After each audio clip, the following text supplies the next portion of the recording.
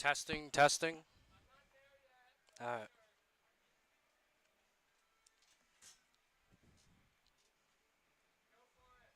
Testing, testing.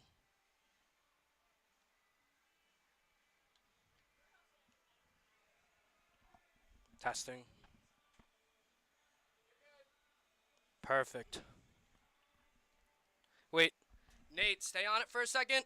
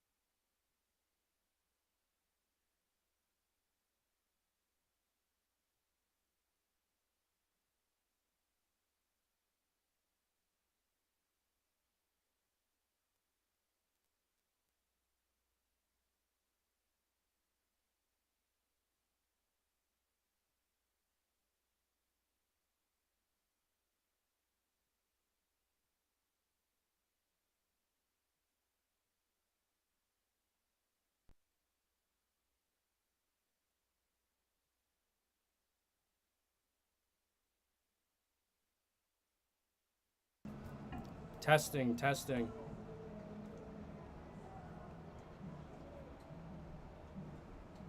Can you hear me?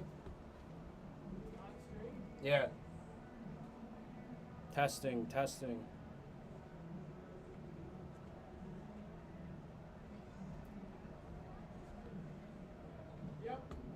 All right. Hold on now.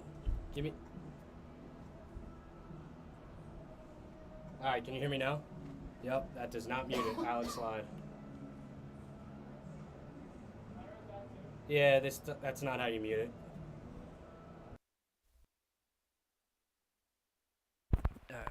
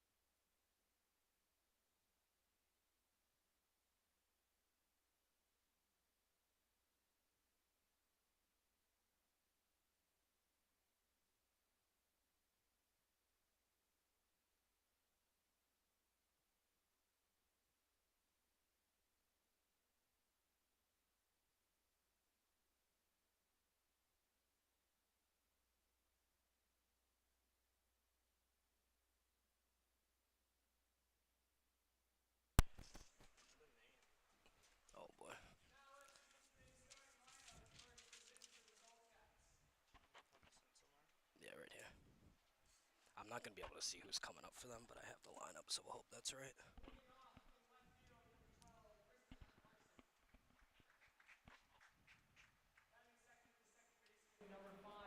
Hi fans, welcome to Dunfield. I'm Brian Coughlin. I'm here with Spencer Albin. We are subbing in for Alex as he is out sick again. And we'll get started with the player intros here against the Syracuse Salt Cats. Leading off for them is Christopher Carson, number 12, their left fielder. Batting second is Christopher Holcraft, number 5, their second baseman. Batting third is Aaron Sisto, number 23, their third baseman. Batting fourth is Jay Murdoch, number 25, their DH. Batting fifth is Jonathan Gonzalez, number 7, the catcher. Batting sixth is Ryan Gonzalez, number 26, the first baseman. Batting seventh is Jared Reifogel, number 21, the center fielder. Batting eighth is Matthew Stokes, number 9, the shortstop. Ninth is Kevin Stewart, number 35, the right fielder. And pitching for the Salt Cats is Wyatt Brown, number 30. And now for the Elmira Pioneers, leading off is Brody Bartenstein, number 15, catcher. Batting second is Kevin Nass, number 33, center fielder. Batting third is Christian Zilli, number 16, the third baseman. Batting fourth is Eric Charnetsky, number 24, the left fielder. Batting fifth is Joseph Keltson, number 88, the right fielder. Batting sixth is Nick Montagna, number 40, the extra hitter. Batting seventh is Nick Pasaccia, number 22, the shortstop. Batting eighth is Griffin Yastrzemski, number 25, the first baseman. Batting ninth is Zach Nelson, number 99, the DH. And batting 10th is Kevin Serrano, number 3, the second baseman. And starting for your Elmira Pioneers is Eric Birkin, number 23.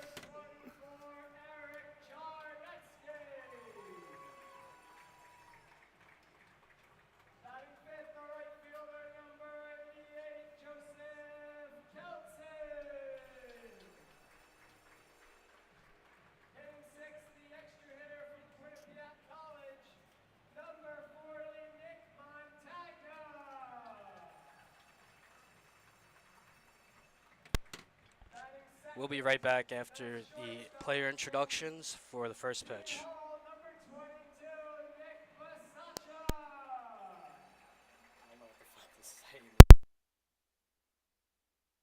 I hope I didn't pick it up.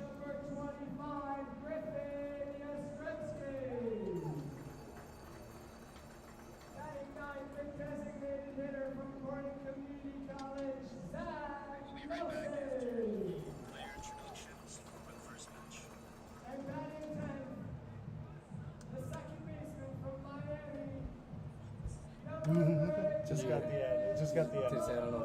Yeah. You're fine. Realistically, who's listening to this other than your friends? There's 18 viewers. I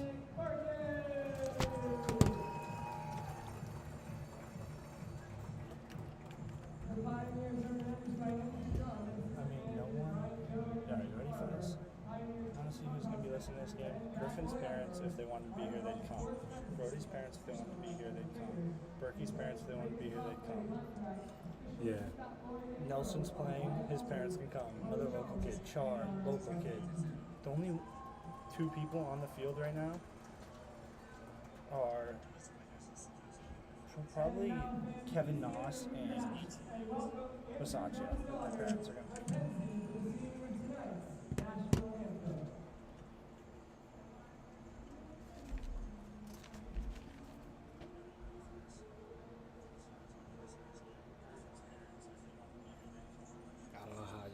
I guess you could just start talking. Yeah, Brian, it's an absolute pleasure to be up here with you today.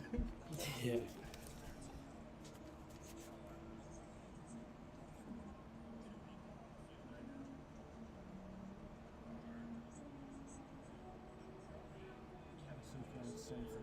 Who is this?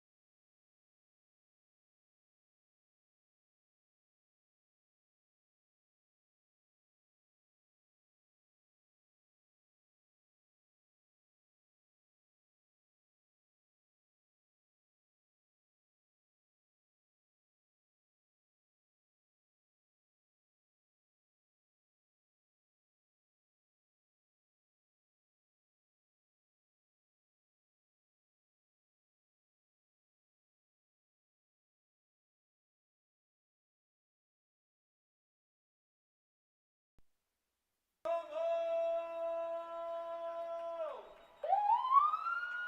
right, fans, we're back here at Dunn Field, just awaiting the first pitch now from Eric Burkett.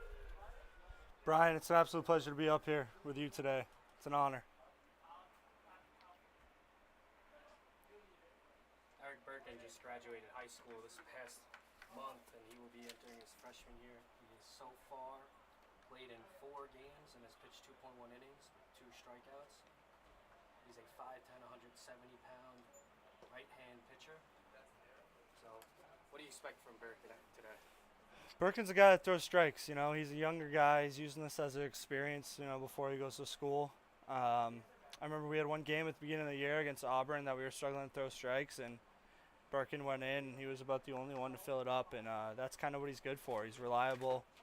He had a great outing the other day against Batavia. I believe he went 1 inning, no runs, in a big spot, you know, just for him confidence-wise.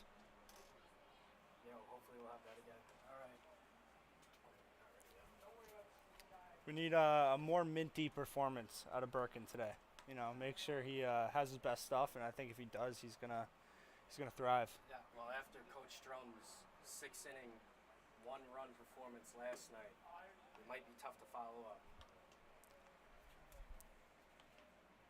The Pioneers did unfortunately lose 4-0 to the Buffalo Diesel last night, so we're looking to bounce back against the Syracuse Saltcats here today.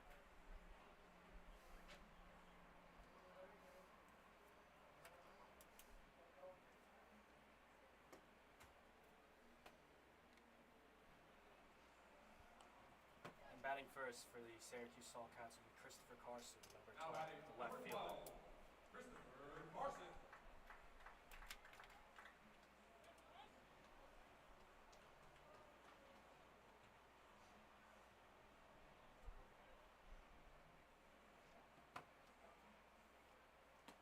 The first pitch is high for a ball. I've heard through the grapevine that Christopher Carson's been having a great year so far this year. Really seeing the ball well. See if Birkin can, you know, change that up a little bit. There we go. He gets one in the zone for a strike. We'll look for Birkin to get on a quick start here. Got a lot of strikes and have a good first inning. I'll get the momentum going for the Pioneers. That ball is shot foul down the first base line. Level 1-2 count. Birkin will look to put him away here. Now, what's his go-to pitch here? 2 strikes, looking to strike him out, swing and miss stuff. I wouldn't be surprised if we see a slider in the dirt right here or a heater up. Yep, slider down. Good pitch there. Struck him out looking.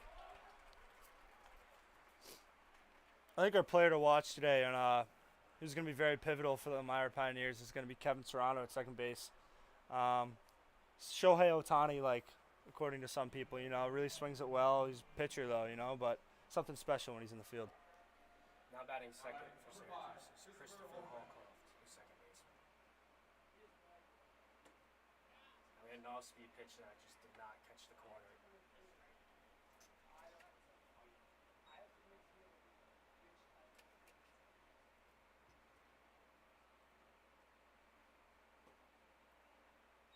wants to be pitched? You think he's setting him up here for a fastball? I wouldn't be surprised if he gives a fastball here, see if he can hit it. If he does, you got a good defense behind you. All right, now Birkin sets, delivers. There it is. That is a hit into center field. That'll go for a single. That's what Birkin does. He challenges guys. He throws his pitches when he needs to throw his pitches and kind of, see what he can do with it and hopefully he has a good defense behind him that is able to make some plays. Yeah. So, batting third now for the Salt Cats is Aaron Sisto, number 23, third baseman. Yeah, I mean, you're going to compete with guys. Guys are going to get hits. It happens. It's going to find the gap sometimes. But exactly.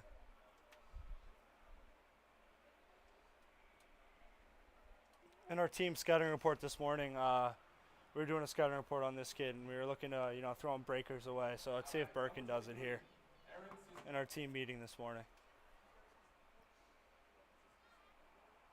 he delivers. Yep, there's that breaker down and away. Bardenstein picks him off. Oh, it was dropped by the shortstop. That was a great throw by Bardenstein, but it was also a strike by Eric Birkin. Yeah, Bartenstein, great player. He was a special fan here to watch him today. So I think he's going to put on his best performance. See what he can do to impress. Now ball's just outside the third baseline. Would have had a chance to get the out there, but we still have a 1-2 count. Birkin's going to look to put him away here.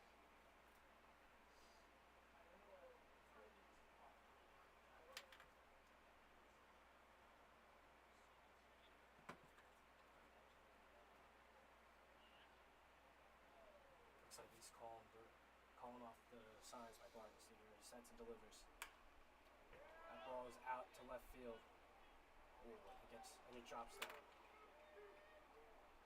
Cut off throw, and the Salt Cats will score.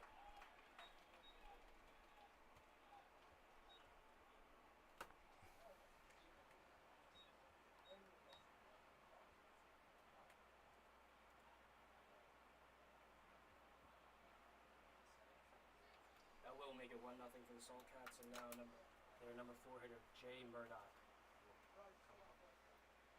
Yeah, not the start Birkin was looking for, but, there's a lot of baseball game left. As you saw yesterday, Pioneers struggled to get the offense going, and that's kind of going to be the issue today, too. Obviously, won't be an issue, but it's 1-0. You got to score anyways, so Birkin's just trying to get out of this inning, limiting the runs. And they hit a soft chopper to second, and that'll be an easy out at first base. So he's got his second out. It's a good comeback from Birkin. Definitely will get the confidence going. Hopefully he'll get this last out, get us into the break. Batting fifth for the Salt Cats is Jonathan Gonzalez, the catcher. Now batting number 7, Jonathan Gonzalez.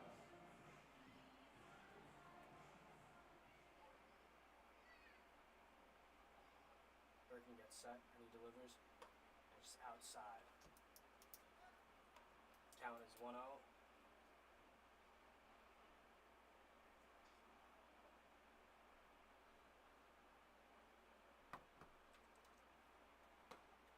Swing and a miss from Gonzalez. That'll make the count 1-1.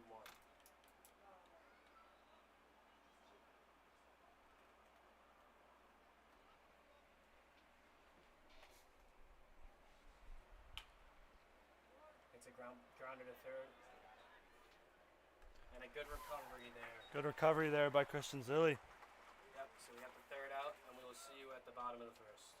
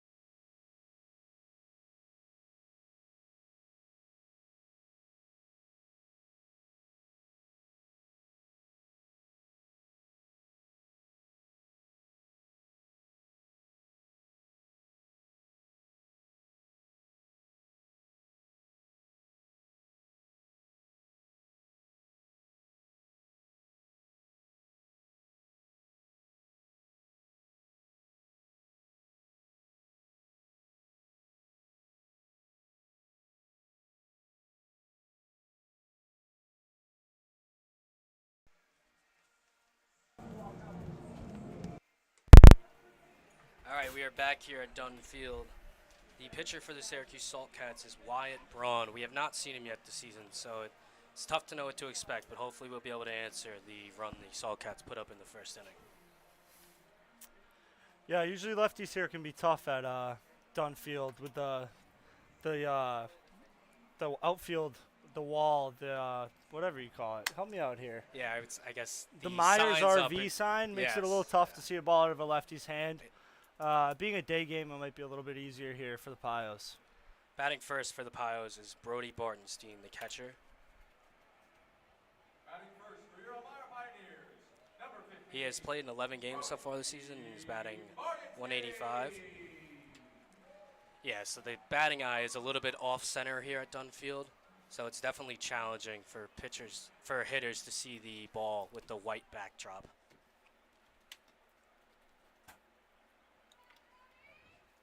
Braun gets set. He delivers. At first pitch is outside, so ball one. Brody Bartenstein is what some would call a glue guy on this team. You know, really holds the group together. Good energy, good kid. People want to be around him. Everyone loves to see him succeed. Yeah, Brody Bartenstein is one of the few returning players for the Pioneers from last summer. As that ball goes in for a strike. That one gets away from the catcher, as it'll be another ball. The count is now 2-1.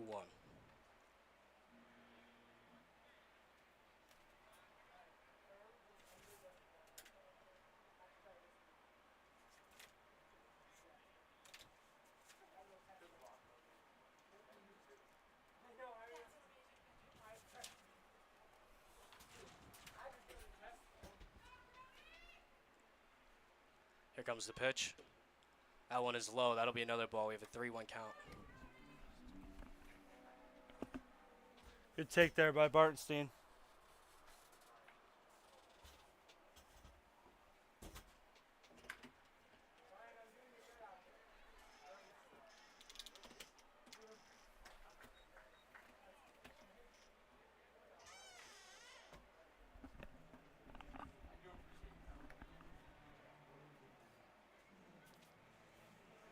Now batting is Kevin Nass, number 33, the center fielder. Now batting number 33, Kevin Noss.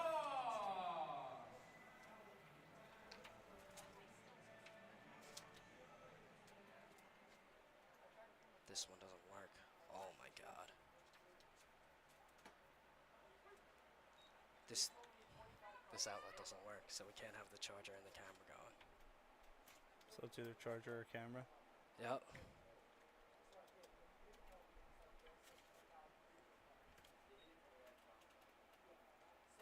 That's going to be an issue for us up here in the booth.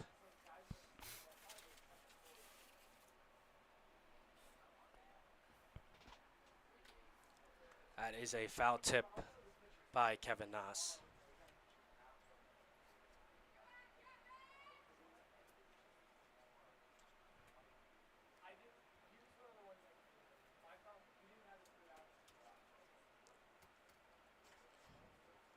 Sorry about the technical difficulties here.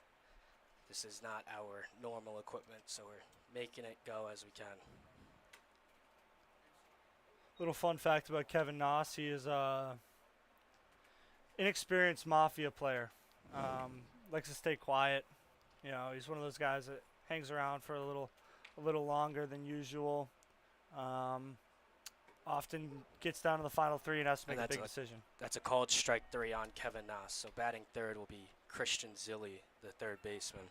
For those who don't know, Mafia is a game that is played frequently by the Pioneers on road trips to away games.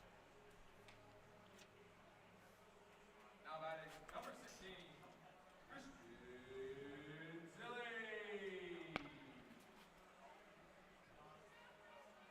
This guy still owes me $40 from golf yesterday. Oh boy, didn't have a good game. No, I just paid for him to be there. You know, he hasn't got me back in the Venmo, but you know, I hope he succeeds here. If he succeeds here, maybe I'll knock off a little bit of money. That first pitch came in for a strike, so hopefully it gets better. And a foul tip. Now the count will be 0-2.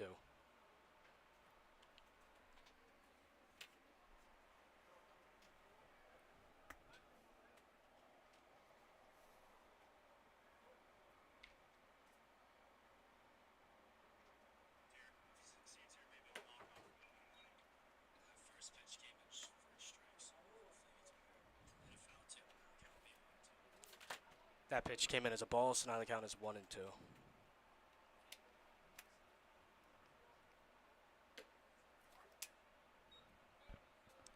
That'll bring the count back to even, so it's 2-2 with 2 outs for the Pioneers. Hopefully we can get a base runner here before the inning ends. Braun gets set. Now delivers. And that is a called strike 3. Well, check swing, so that'll end the inning for the Pioneers.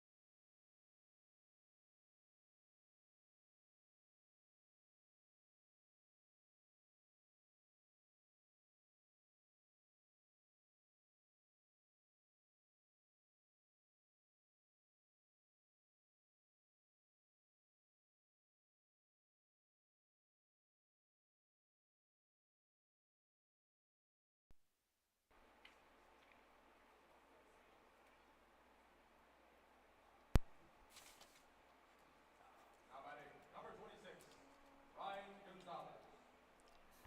We are back here at Dunfield for the top of the second. Eric Birkin is back out. We're trying to work on the camera issue here.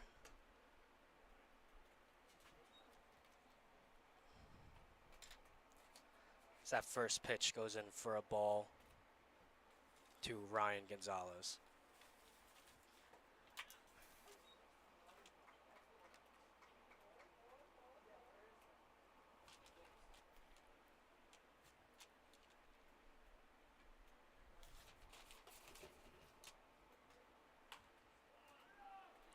That ball is popped up shallow in the infield and will be caught by the shortstop, Nick Bisaccia.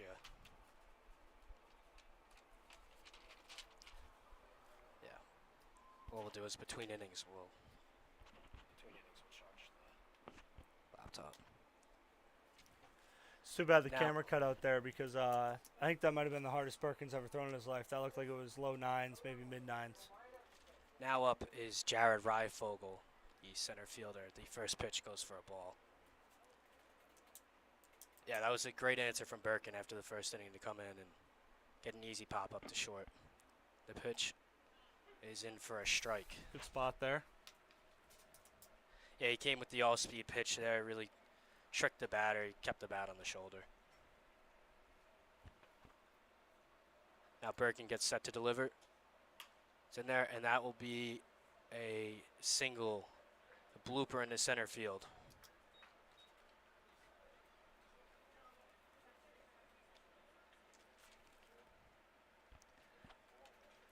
Up next for Syracuse is Matthew Stokes, the shortstop. That was a good pitch. It was soft contact. He just happened to get lucky, and it dropped into center field. Agreed. Good pitch there from Birkin. See if he can get a double play ball here. Now batting number 9, Matthew Stokes.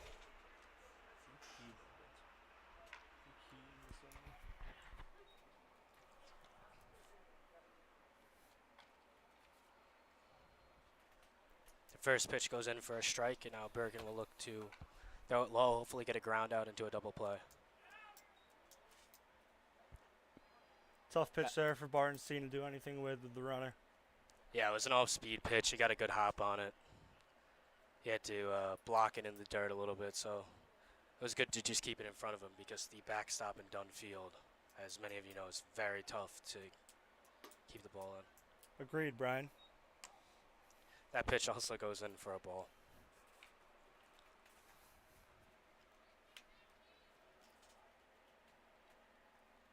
Birkin gets set to deliver here. That ball is grounded foul, and that will make it a 2-2 count.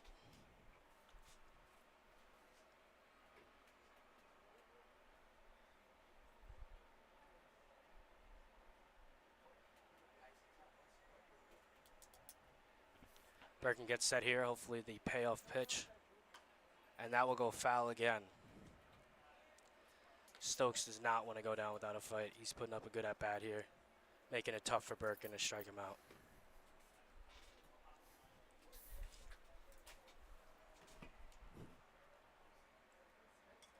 Now he sets and delivers, and that ball is outside. That's a great block by Bartenstein just to keep him to one base as the runner advances to third. Now we got a 3-2 count. This is a big pitch for Birkin with the runner on third to get this second out.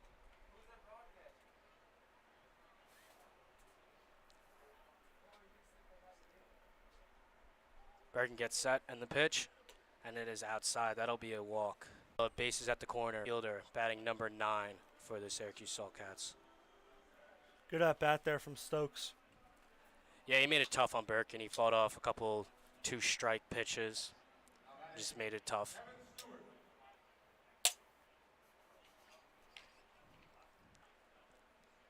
Birkin gets ready here, delivers, and that'll be in there for a strike right on the outside corner. That was a great pitch by Birkin.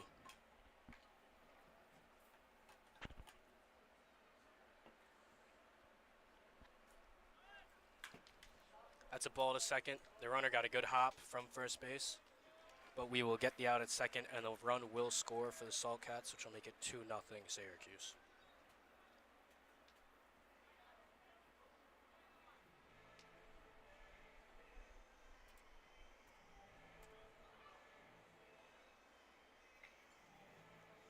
We will now go back to the top of the order for Christopher Carson.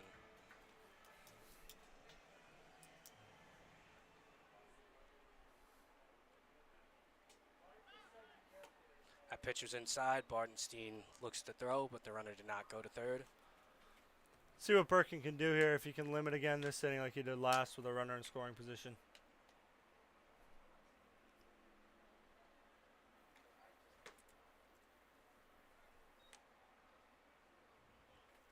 That pitch was also a ball, so it'll be a 2-0 count here for Birkin.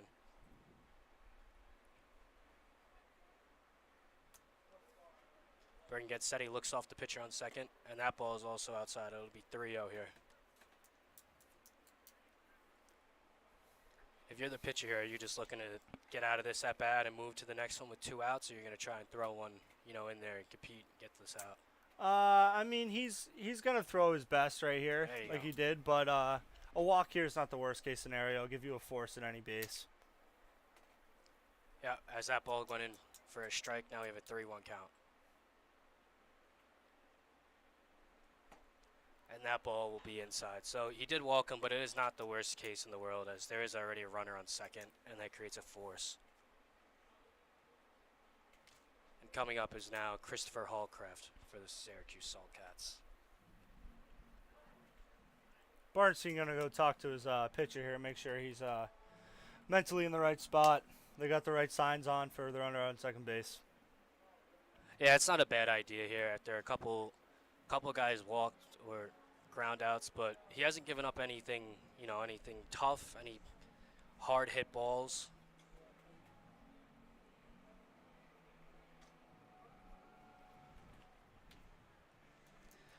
What do you think he's saying there to Birkin? Just trying to calm him down, or? Yeah, my guess is he's probably just reassuring him, making sure he's in a good spot. They also might be going over signs. With a runner on second base, you like to do some sort of sequence so they can't relay to the hitter on what pitch is coming. So they're probably talking about what sequence they want to use. Yeah, I guess, in the MLB they have the pitch comm so that the second base guy on second can't read the pitches, but Yeah, unfortunately, we do not have that here. I know a lot of colleges and universities do, but summer ball across the country, there's no such thing really as pitch com. It's kind of this, old school baseball. And that pitch goes in there for a strike. He's got 2 strikes, so maybe that was a smart mound meeting there by Brody after he throws 2 Agreed. very good pitches there.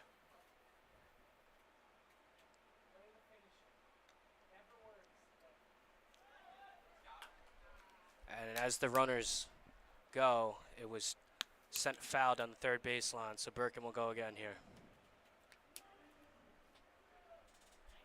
How's your experience been so far in Elmira, Brian? You know, it's good. It's not too far from where I went to college. I go to SUNY Cortland, so it hasn't been too much of a change for me, but I can't complain. Other than the rain. Ooh. That ball was high. That will be a 1-2 count. Almost got the batter, but he got out of the way. Yeah, we've had a lot of rain. We've had a lot of rain out. The Dun, as beautiful as it is, it's a beautiful ballpark here with a lot of tradition, but does not hold water the best. And there's been a lot of rain in the forecast the last couple of months. As that ball is high, and that'll be a 2-2 count. Yeah, some people like to call it Lake Dun here. There have been a lot of tarp pulls and a lot of quick dry put on the field so far this summer. Indeed, there has. And that ball is also fouled down the third baseline. He got a good hold of that one, but it was a little early on the swing. So Birkin will try again. Another good at-bat by the Saltcats, making it very tough on Birkin to get outs here. We're going to see the effect of all these rainouts soon. In the next couple of weeks, we have a lot of doubleheaders to end the season. Yeah, I think next week's a busy one. We got a doubleheader Monday, doubleheader Tuesday. And there's the strikeout for Birkin. He leaves 2 runners on, first and second, and we will be back at the bottom of the second.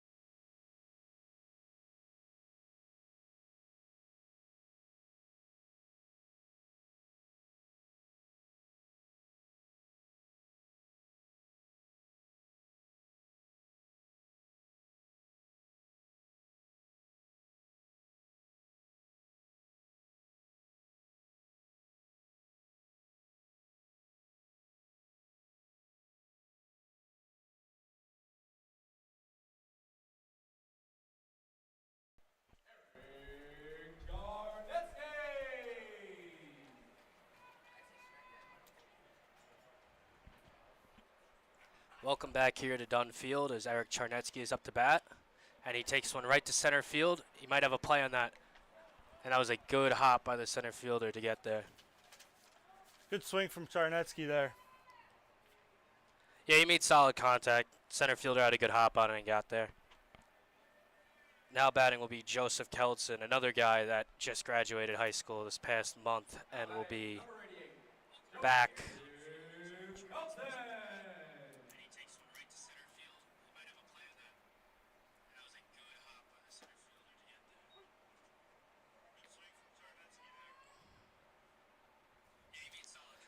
First pitch there will be a strike for Joseph Kelton.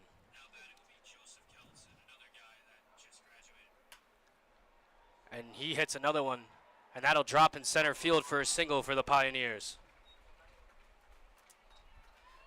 Kelton, normally a pitcher, but made good contact on that ball and got there. Now batting will be Nick Montagna for the Pioneers. Now batting number 40, Nick Montagna. Montagna has played in 9 games for us, and he's batting 194 out of Quinnipiac University.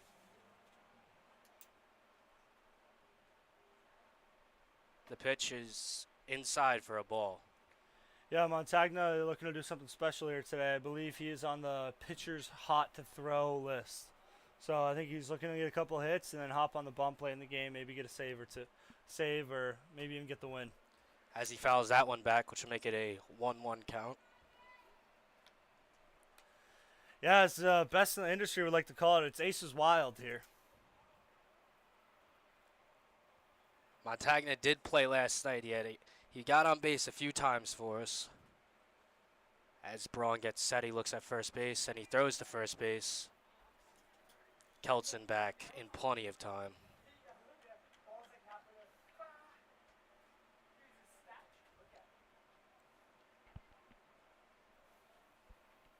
Braun gets set again.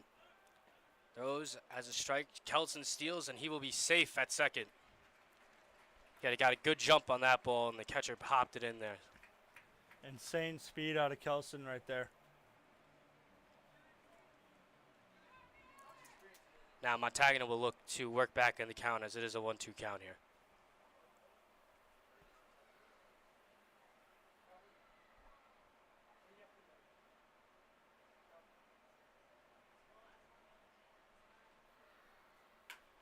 Montagna will drive one to left field. Good play And by that the will left be- fielder there. That will be caught by the left fielder. He drove that one pretty deep, though. He had to go all the way back to the warning track to get that one. And up next will be Nick Bisaccia, the shortstop tonight for the Pioneers. Bisaccia has played in 8 games for us out of Seton Hall University. Now batting number 22, Nick Bisaccia.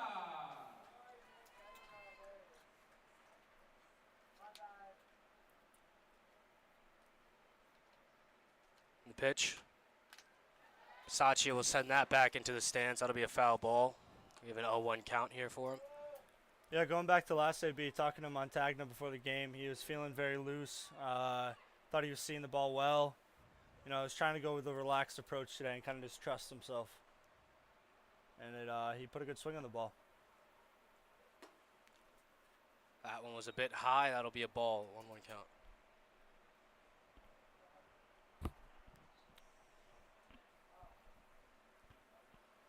Yeah, I mean, you said it best.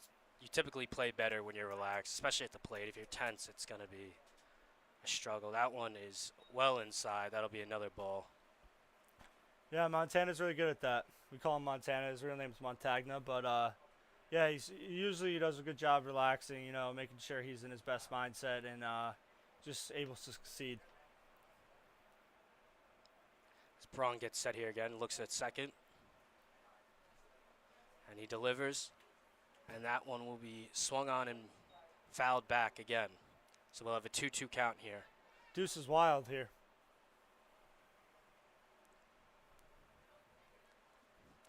This is a big pitch for the Pioneers as they're looking to climb back from the 2-0 deficit early. That ball bounces in, and we'll have a full count here. We should see Montagna running as it is 3-2, 2 outs, so any contact should score a run here.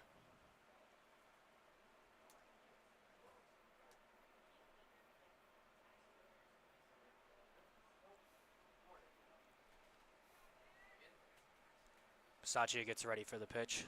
Braun looks back and he catches Montagna in a rundown.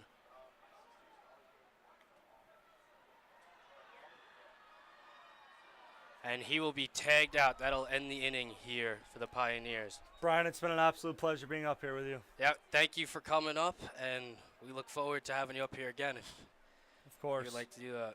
Go Pioneers. All right, we will see you at the top of the third inning.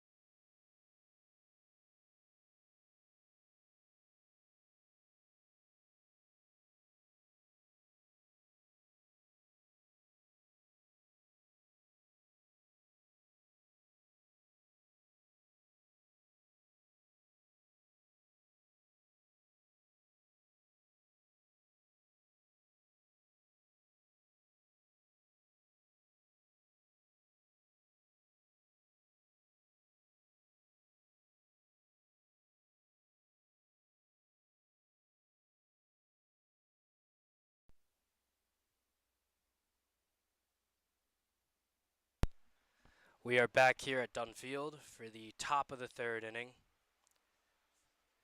The first pitch was sent fouled on the third baseline, so it'll be an 0-1 count.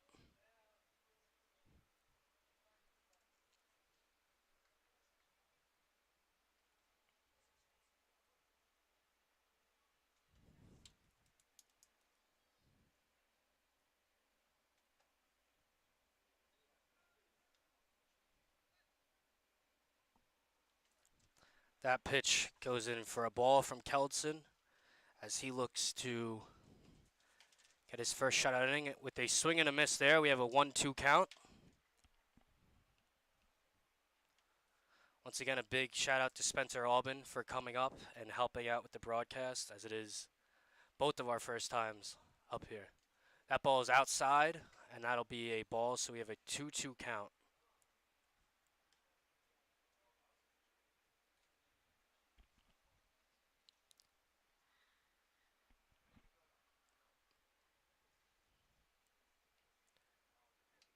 Keldson gets ready to pitch here. I'm sorry, not Keldson, Birkin. It's a pop out to second base. Jay Murdoch, their DH. He was able to hit one into the gap last at bat and send a run in for the Salt Cats.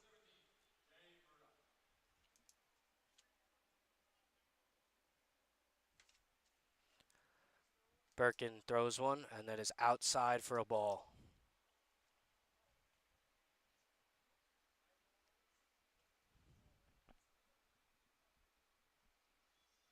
Birkin gets set, he delivers. That one is high also for a ball, so it is a 2-0 count. We have one out here in the top of the third.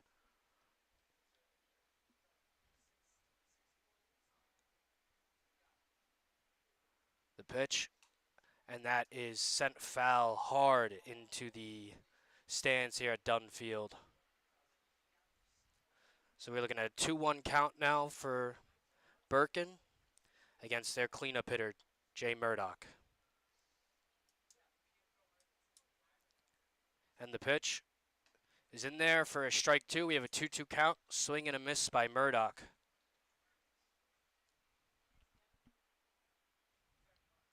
This would be a big strikeout for Birkin as he's facing the heart of the order.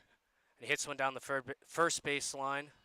Yastrzemski has a little bit of trouble with it, but recovers well and throws it to Birkin for the out there. That's 2 outs for the Pioneers. And now batting will be Jonathan Gonzalez, who grounded out in his first at-bat.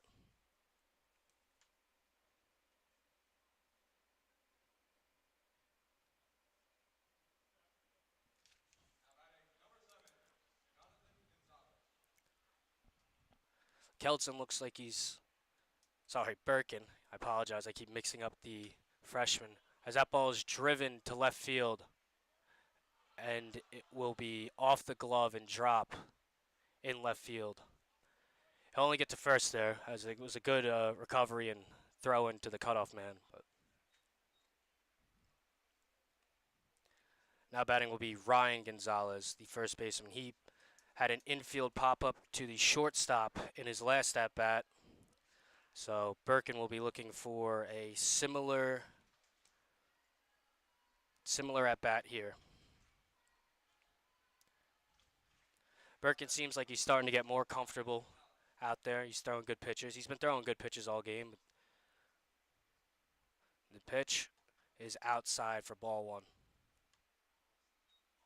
With 2 outs, we do have the force out at second. Birkin delivers. That is swung on and sent foul down the third baseline, out of play. So we have a 1-1 count here.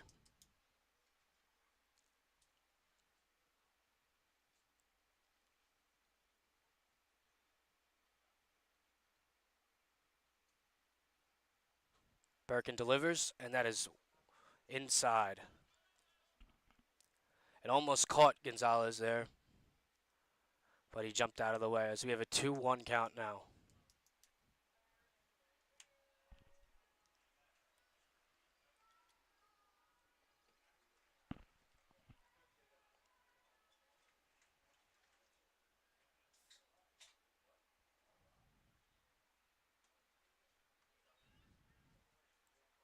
That one was also inside, as we'll have a 3-1 count here now for Birkin.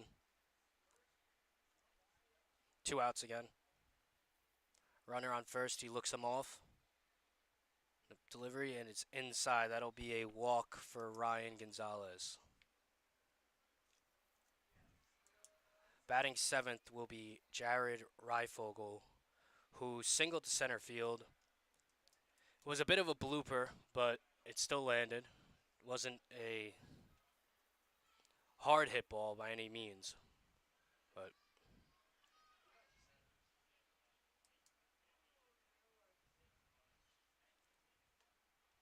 Birkin will throw one in there. That'll be a strike.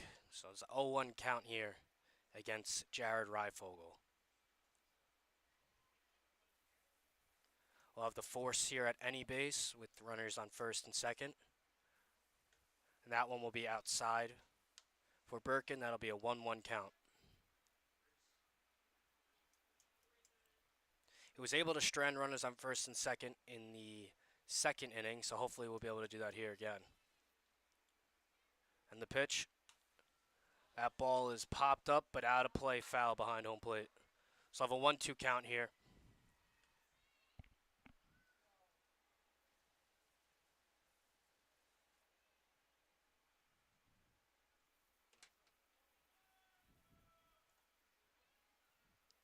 Birkin has options here. He could come with the fastball. And the pitch is outside. He came with the breaking ball, trying to get him to fish outside. He did not swing, unfortunately, so we'll have a 2-2 count here. Deuces wild, 2 outs.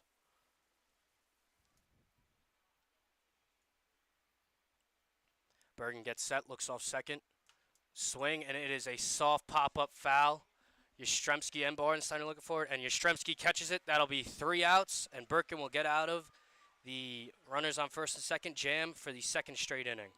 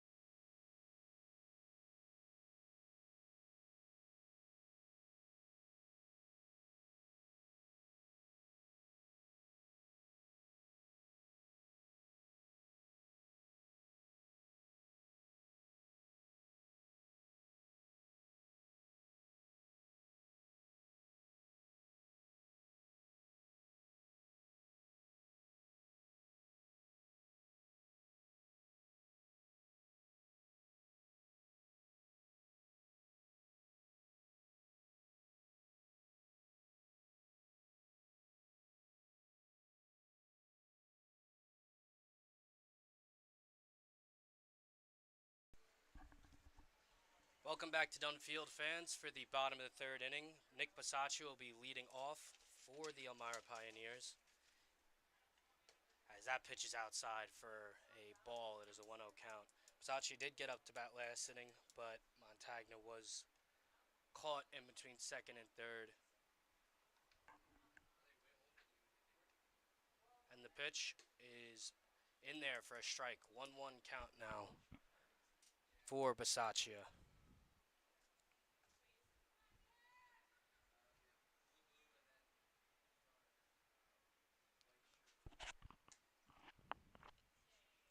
That one is low for a ball. It'll be a 2-1 count for Basacci.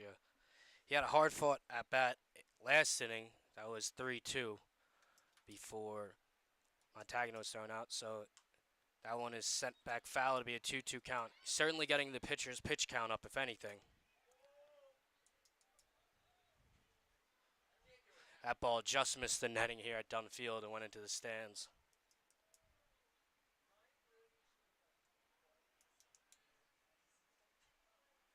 Now Braun is set. Here comes the pitch. And that is sent right back up at him, and that'll be a single for Basacci.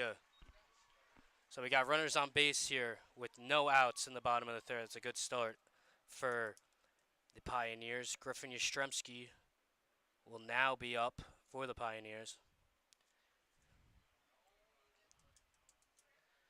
If you go back about a month now against the Buffalo Diesel, Griffin Yastrzemski sent one over the fence, which you rarely see here at Dunfield, as we have deep fences and very high fences as well. Yastrzemski sends one foul down the first baseline. Ben Bad Boy Efros makes his best effort to get the foul ball.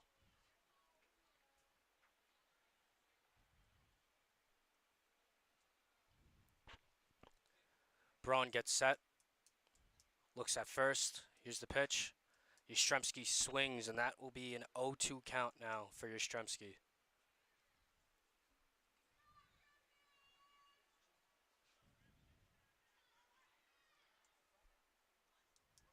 Yastrzemski, a sophomore at Keystone College, had a very successful college season this past year.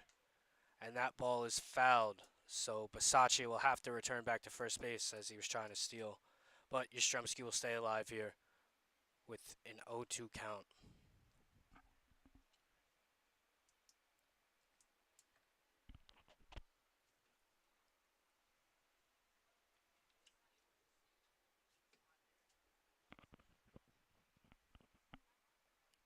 Braun gets set.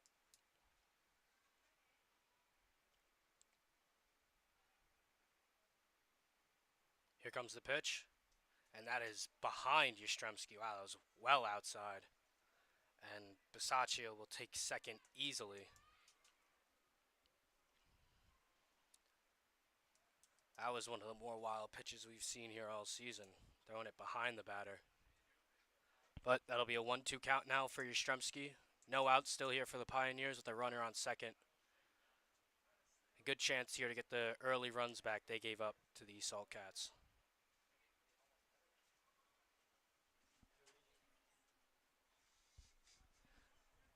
And that will be a strike three, but the ball is out and Yastrzemski runs. Basacci gets to third base, though, on that wild pitch.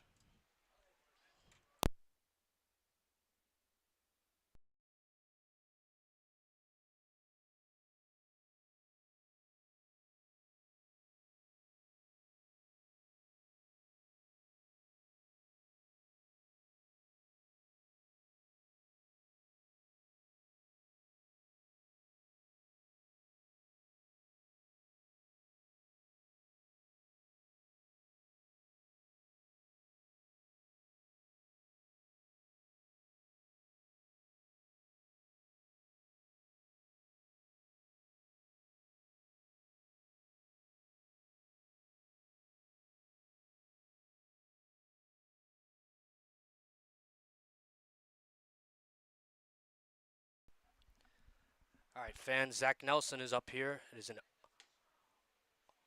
0-1 count here. And we have a runner on third with one out here, so a chance for Nelson to get an RBI here with contact to the right side of the infield or the outfield. That ball's outside. That'll be a ball. 1-1 count for Nelson here.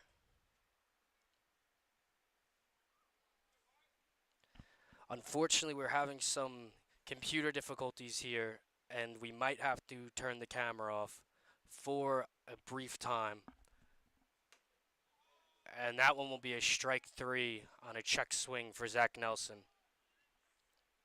So with 2 outs here and a runner on third, Kevin Serrano will come up to hit. Serrano normally a pitcher for the Pioneers, but he has hit occasionally. Last night he actually did hit. He put some balls into the outfield for us, so hopefully we'll get some good contact and drive this run in.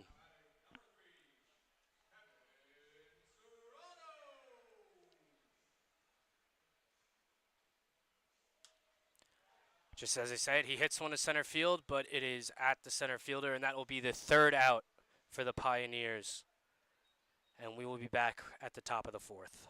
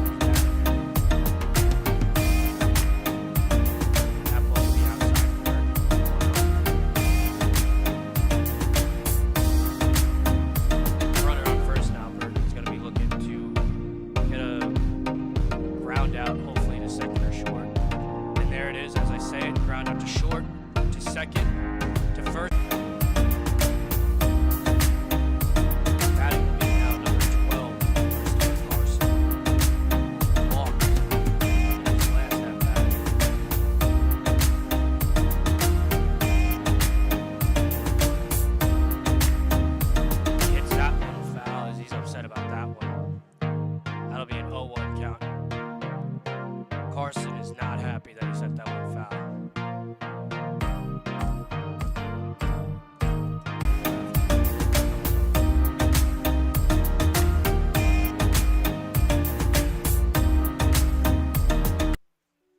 Owned and operated Fans, once again, since we will have the camera 1905 back on at the Hilliard Corporation. momentarily. We've proven ourselves time We and just time need the again computer as the to leading charge up a little industrial bit. manufacturer in the Elmira and Southern Tier region.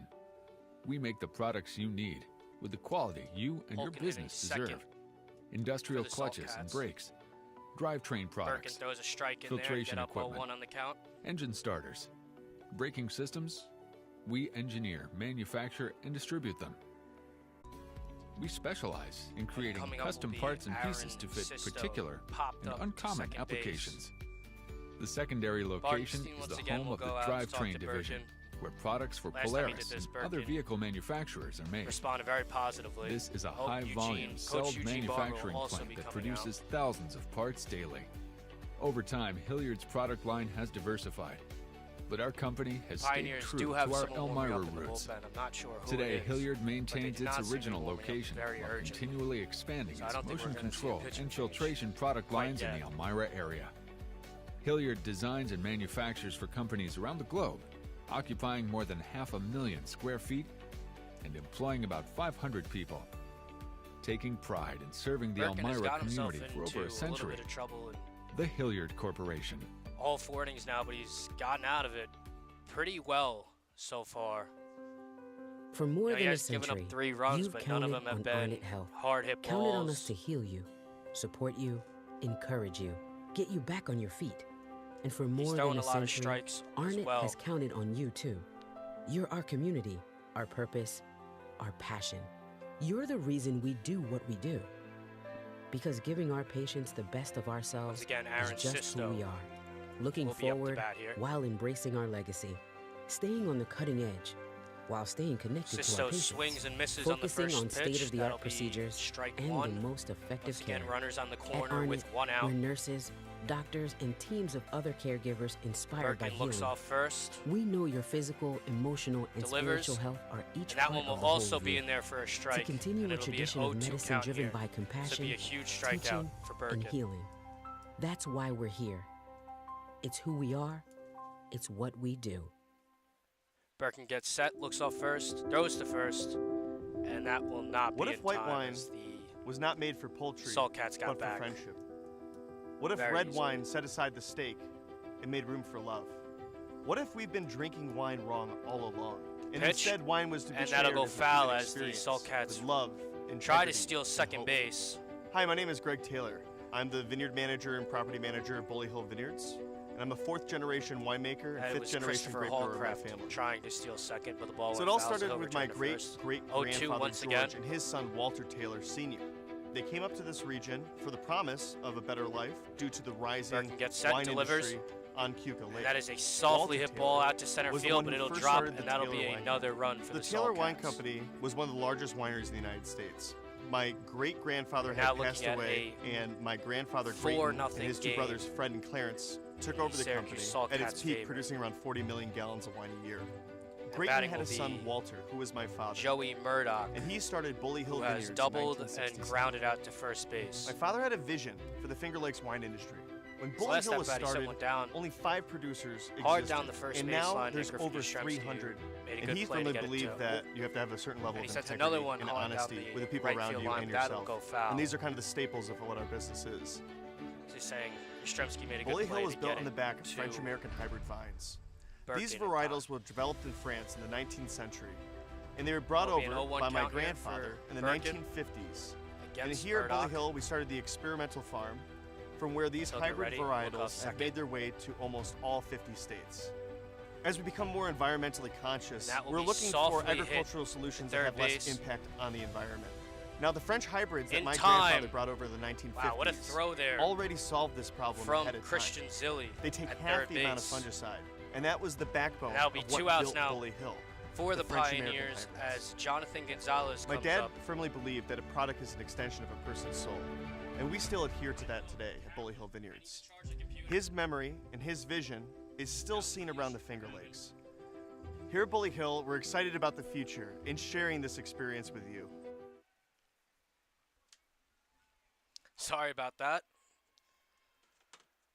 I didn't realize that the ads were also playing audio. As now a 1-0 count. We have runners on second and third with 2 outs here. Hopefully we will be able to bring the camera back at the bottom of the fourth. That ball is driven to left field and will drop. That'll be 2 runs here for the Salt Cats. And that'll be a double for Jonathan Gonzalez.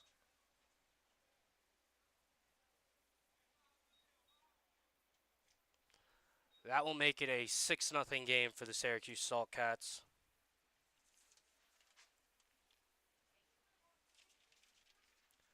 And batting now will be Ryan Gonzalez, who has popped up to the shortstop and walked in his last at-bat. As the Pioneers manager will once again come out to the mound, and it looks like we're going to have a pitching change here. We'll be back after the conclusion of the warm-ups.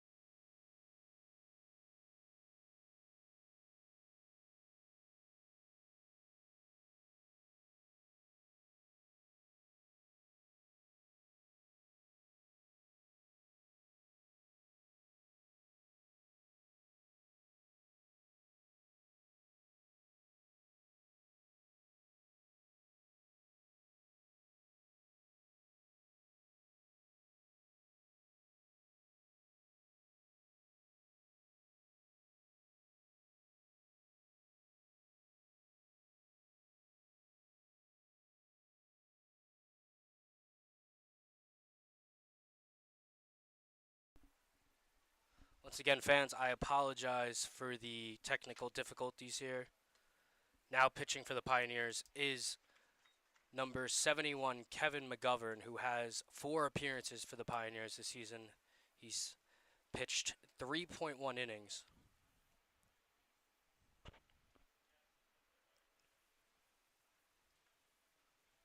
And his first pitch went in for a strike. With 2 outs and runners on second, this will be a big out here. McGovern looks off second. He gets set. Looks off second again. The pitch, and that is inside for a ball.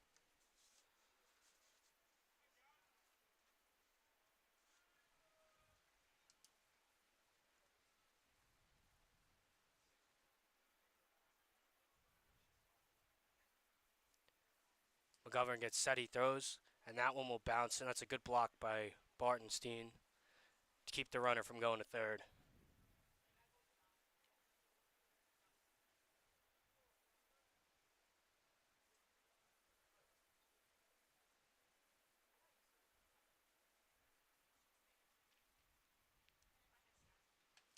McGovern gets set. 2-1 pitch. And it is sent foul down the first baseline. Have a 2-2 count. Deuce is wild here. 2 on. No, 1 on, sorry. 2 balls, 2 strikes, 2 outs.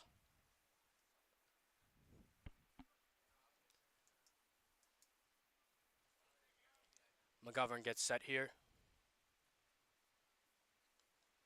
And the pitch.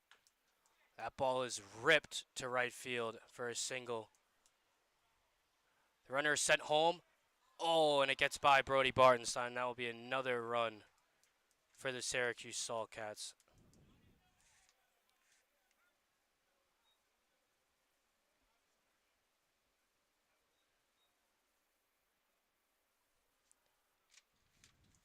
That will make the score here 7-0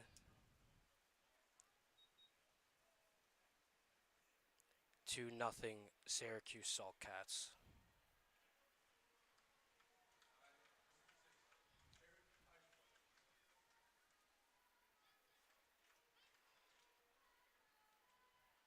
The fans try to get into it here at Dunn Field. That one's in there for a strike from McGovern. Once again, 2 outs, runner on second base.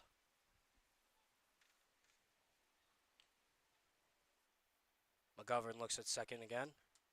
Here comes the pitch, and that is high for ball 1.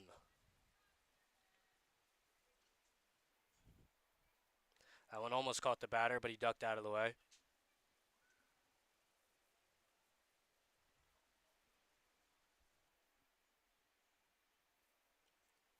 The pitch from McGovern, that one is set into the gap in right field. That will score another run for the Saltcats.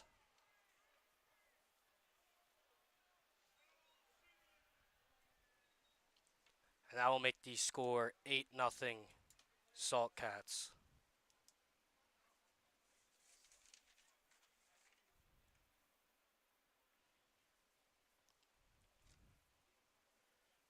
And that will bring up Matthew Stokes, who walked in his last at-bat.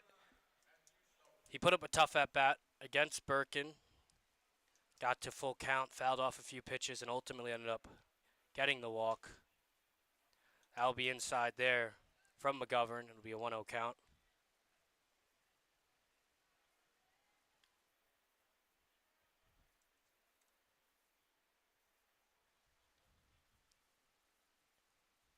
McGovern again. That one will be high for a ball. That'll be 2-0 count now here for McGovern and the Pioneers.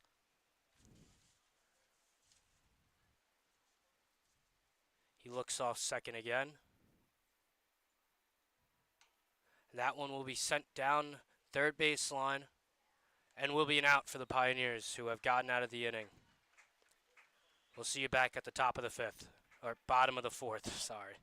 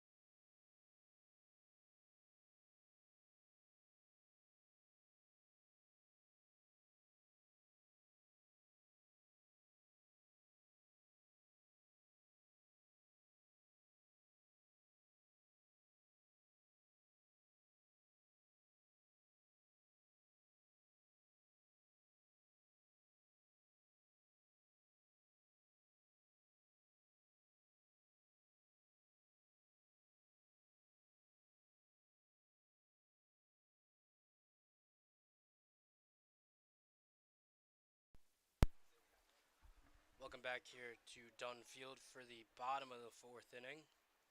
Pioneers are down 8-0 against Syracuse Saltcats. Leading off will be Brody Bartenstein, who grounded out to third base in his first at-bat.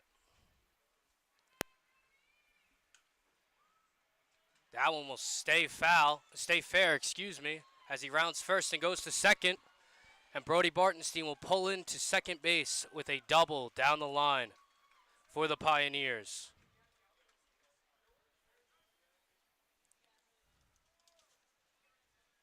Kevin Noss will now be up. He struck out in his first at-bat back in the first inning. That could be exactly what the Pioneers needed to start to mount a comeback here. Getting a guy in scoring position with 0 outs.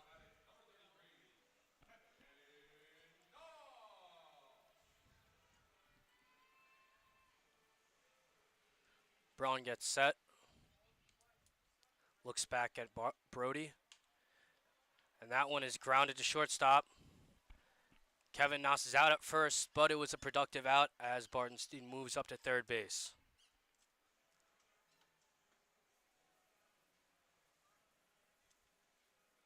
And batting now will be Christian Zilli.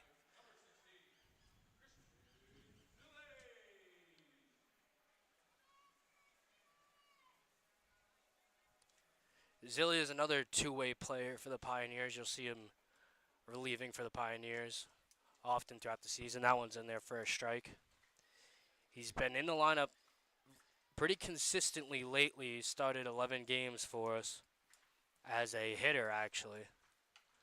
That one is sent foul down the first base line, and it'll be an 0-2 count for Zilli.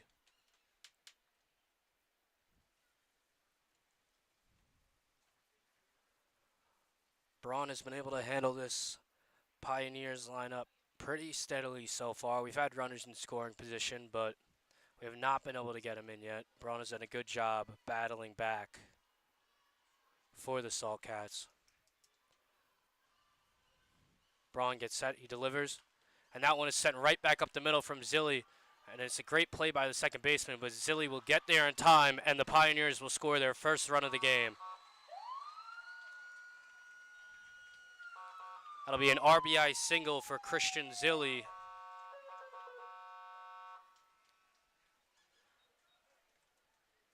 Could be just what the Pioneers needed with time still to come back and mount a bit of a comeback here.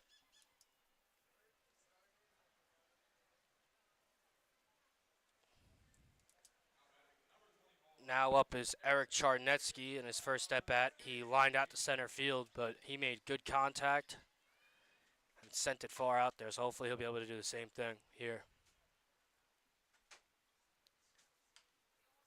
He pops up to the second baseman, and that will be out number 2 for the Pioneers. And now Joseph Keldson will come up for the Pioneers. He actually singled to center field in his first at-bat. With the only runner on first, he would have to pretty much hit one out of the park for it to get the runner home from first base. And the pitch from Braun, that is high. That'll be ball 1.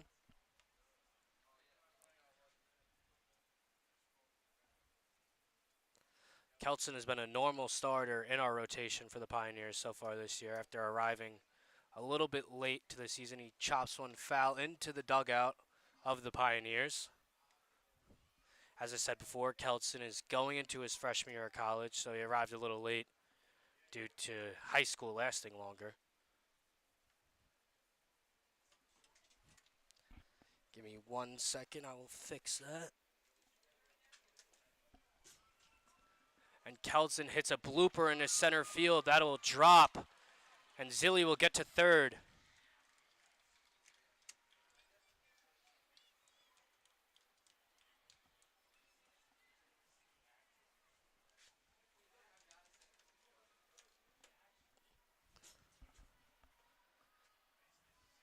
So with 2 outs now, we will have runners on the corners.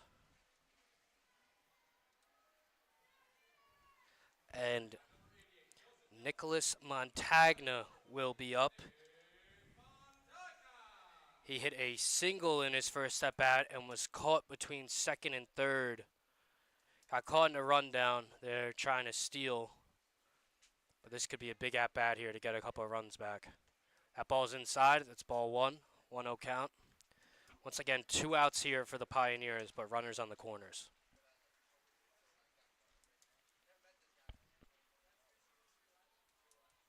Braun gets set. Looks off first. And the pitch. That one is high. That'll be ball 2.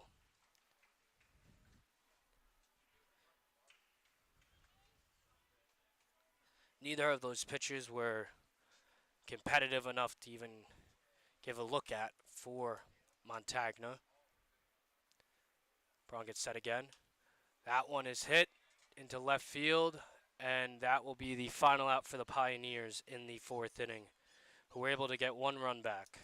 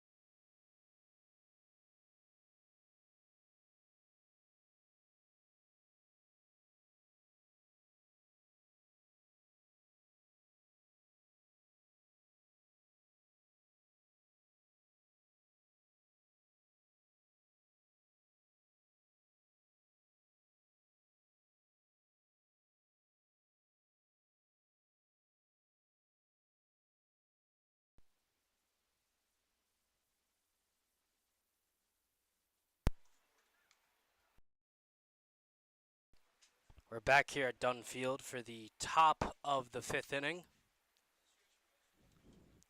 First pitch from Kevin McGovern was a strike. That one is in there for a ball.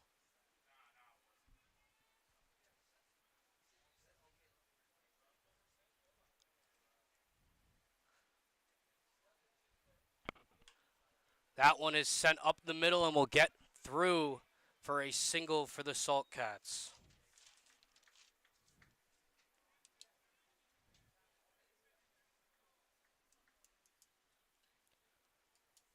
They'll have a runner on first with no outs.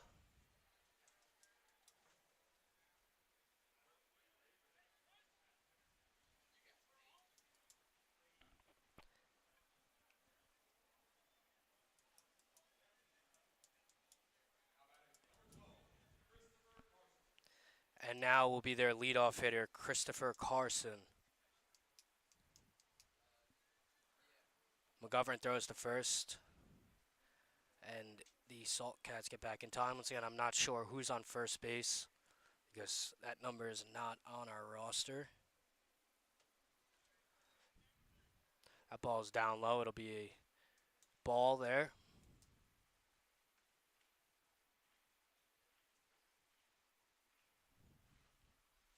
I believe it's a 1-0 count.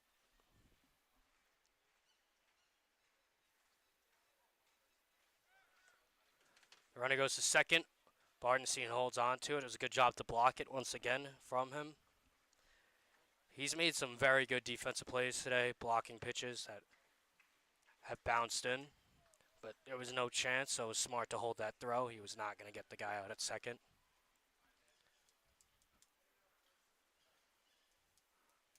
McGovern pitches again. That one's in there for a strike.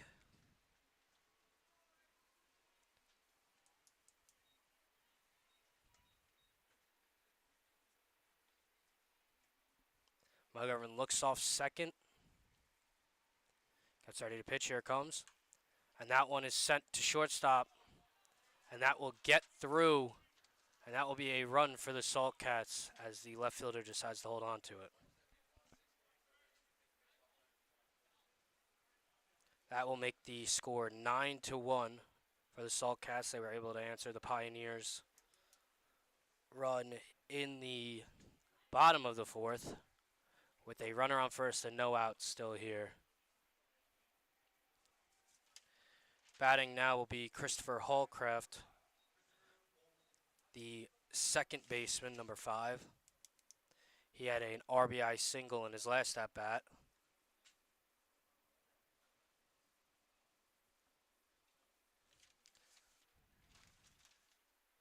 Another throw back to first for McGovern, and Carson will be back in time once again.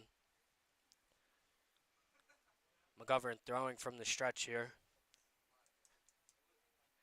Sets and delivers, and that one will be popped up high. Bartenstein has a play on it, and he will catch it and hold the runner at first as well. That'll be, I believe, 1 out for the Saltcats as Aaron Sisto will come up.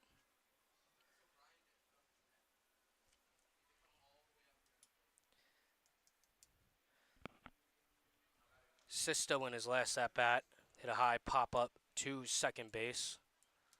McGovern looking for a double play ball here, hopefully. Bardenstein throws back to first, almost had him. Carson took his time getting back to first there, and Bardenstein almost picked him off after the ball from McGovern. So it's a 1-0 count here. McGovern looks off first, gets set. Here's the pitch. Carson hesitated to steal, but went back to first.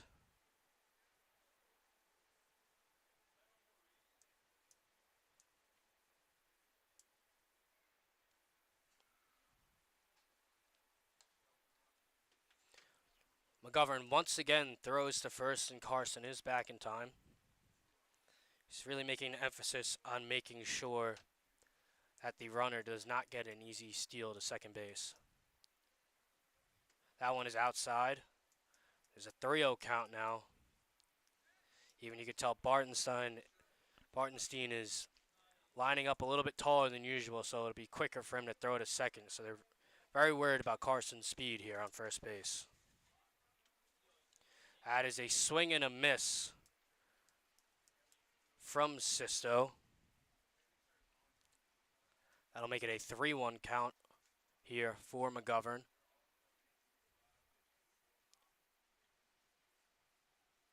That one will be high.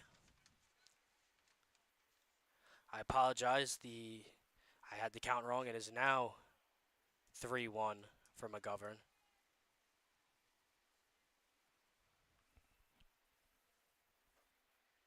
McGovern looks off first again. Sets and deals. And that one is foul tipped back behind the catcher. So we'll have a full count here with 1 out and a runner on first.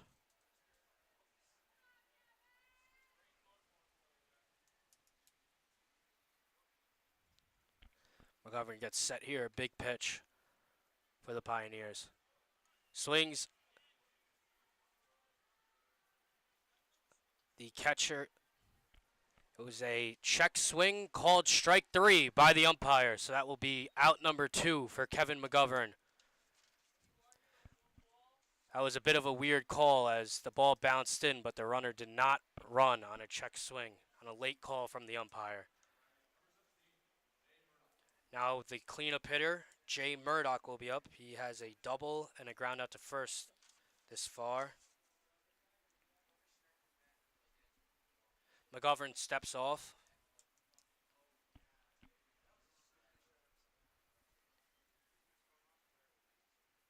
Looks back at second here.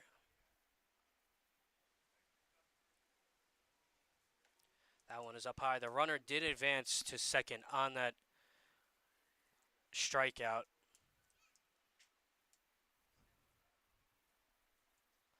McGovern gets set here. He's pitching from the stretch once again with runners on. And the pitch. That one is hit and far. Foul in right field. May have taken out someone's windshield in the parking lot.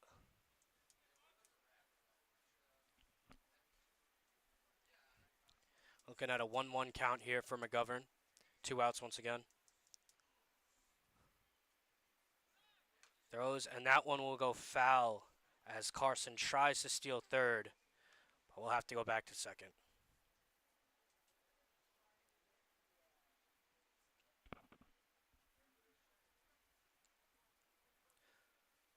So be big for McGovern to get out of this here. Leave a runner stranded on second. McGovern pitches, and that one is hit softly foul. That was a defense swing right there out of Jay Murdoch.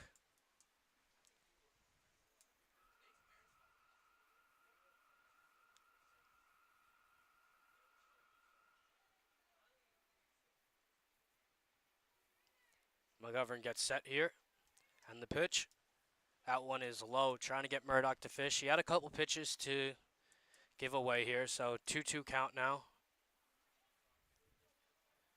That wasn't necessarily a bad ball. It's just trying to get him to swing at one outside of the zone.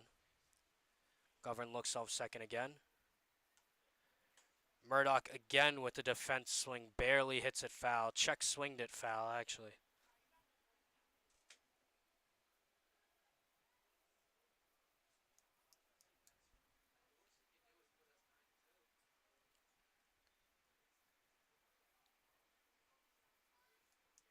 McGovern pitches, and that one will be high, so we'll be full here again.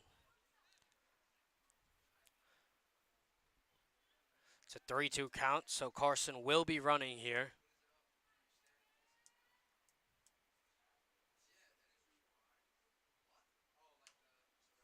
That one's popped up high.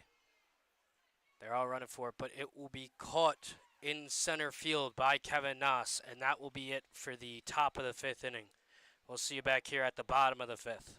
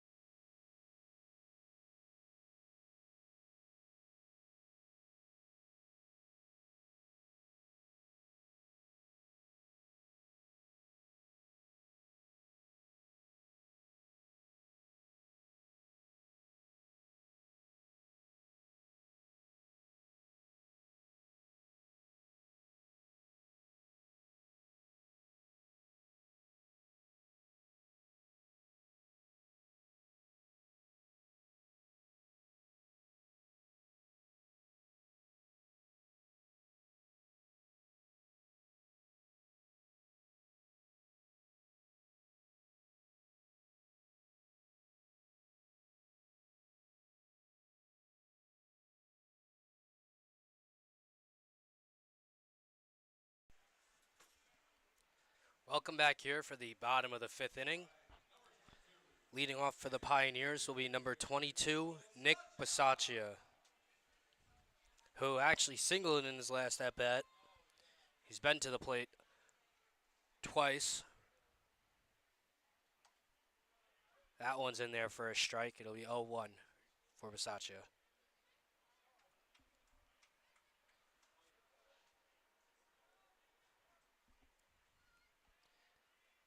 The pitch is in. That one bounces in. That'll be a ball. It's 1-1. Once again, Wyatt Braun is in for the Salt Cats. He's looking to complete his 5th inning. He's pitched very well so far. He hasn't given up too many hard hit balls to this Pioneers lineup.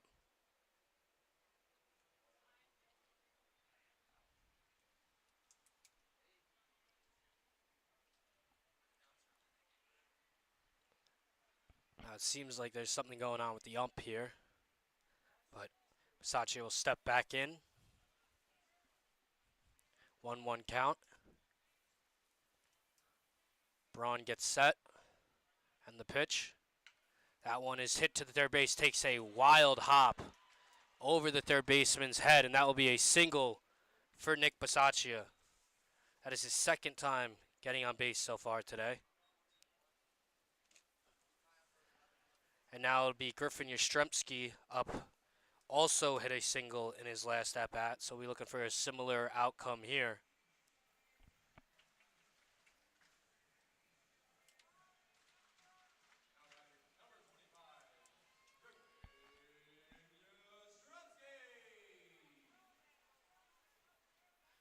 Braun has been able to work well with runners on so far today.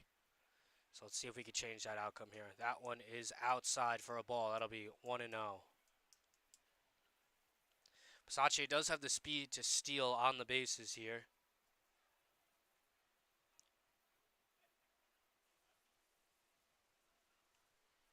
There he goes as I say that, and that ball is thrown over Yastrzemski's head. Bisaccia will stop for a second and then get to third, as the backdrop in Dunfield is incredibly far. So Yastrzemski will have a chance here on a 2-0 count to hit Bisaccia in with no outs here for the Pioneers in the bottom of the 5th. Jonathan Gonzalez will go to the mound for a meeting with Wyatt Braun.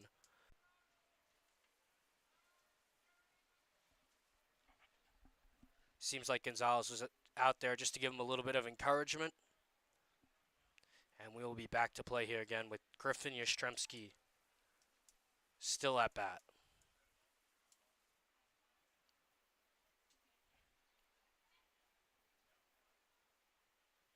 As I said before, Yastrzemski does have home run power. He has hit one of the 2 home runs we've seen here at Dunfield this season.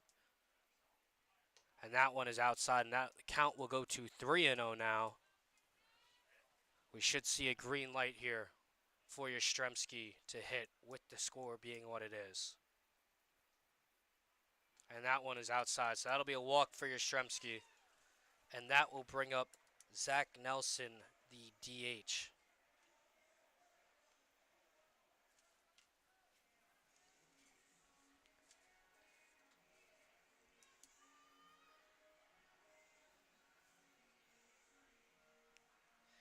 Zach Nelson is typically a relief pitcher for the Pioneers and has been very successful for us so far this season with a 2.16 ERA. He did just complete his freshman year at Corning Community College, where he did play in the field occasionally, so he does have some experience hitting as well. That pitch is in there for a strike, so it'll be 0-1 here. Runners on the corner, 0 outs.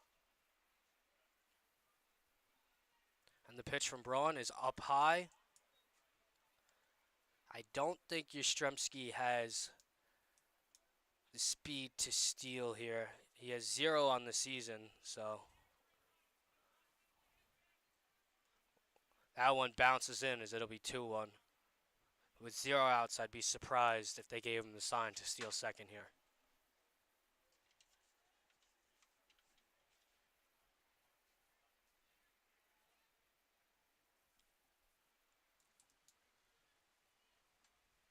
Braun will get set. And that one is in there for a strike. So it'll be 2-2 here.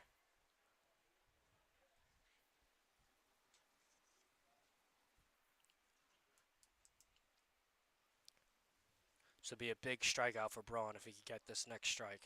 He sets. That one is up high. So we'll have a full count here. Runners on the corners. This could load the bases if he walks Nelson here.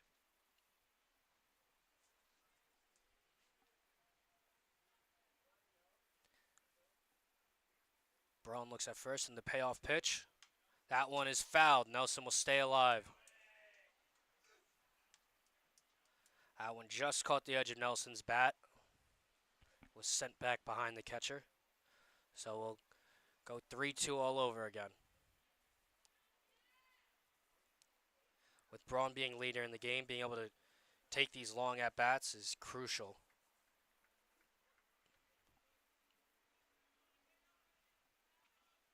Braun will get set. The pitch. And that one is popped up high in the infield to the first baseman. And that will be the first out for the Pioneers.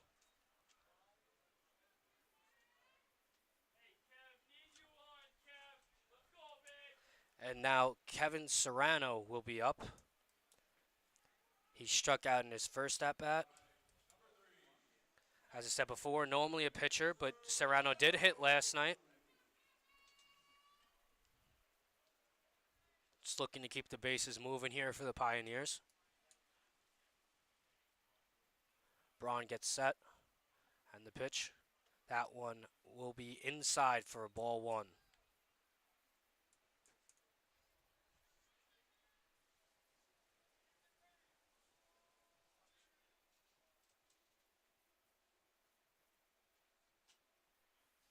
Braun gets set. Here comes the pitch. That one is well outside again.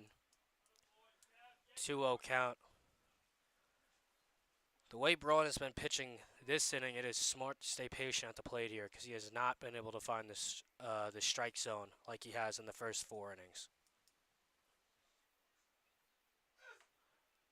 That one is in there. As I say that, he throws a strike. So the 2-1 count here. 1 out. Runners on the corners.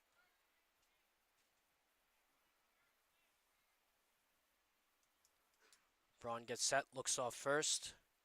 And the pitch is out inside for another ball. That'll be a 3-1 count now. Once again, I wouldn't be surprised to see a green light here with what the score is, but Serrano's not an everyday hitter, so maybe not. And he does swing, and that one is fouled back. So it'll be a 3-2 count. Another full count here for Braun.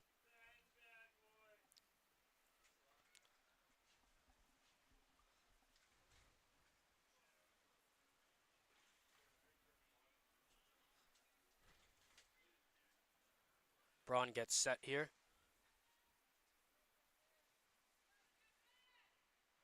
Oh, and he catches Yastrzemski in a run down here at first base.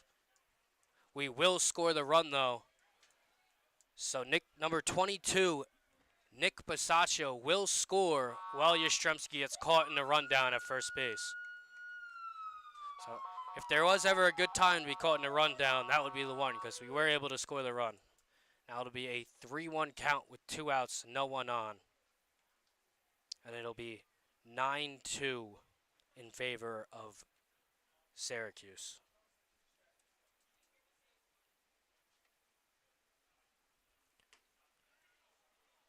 I apologize, that was a full count, so Serrano will strike out, and that will be the end of the 5th inning. We will see you back here at the top of the 6th.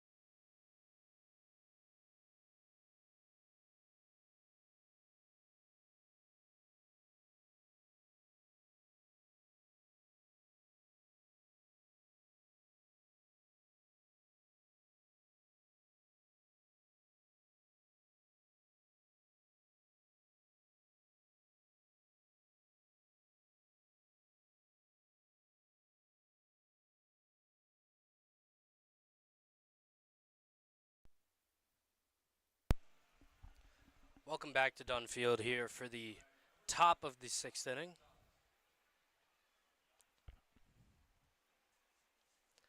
Batting is number 26, Ryan Gonzalez, who had an RBI single in his last at-bat to go along with a walk and a pop-out.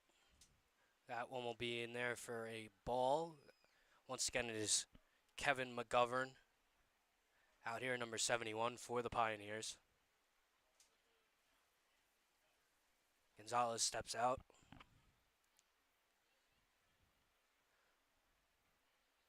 McGovern gets set. And the pitch. That one is in there for a strike on the outside corner.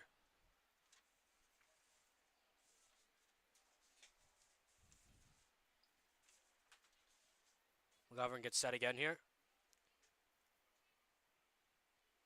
And that one is outside. Good scoop by Bartenstein to keep that from getting behind him.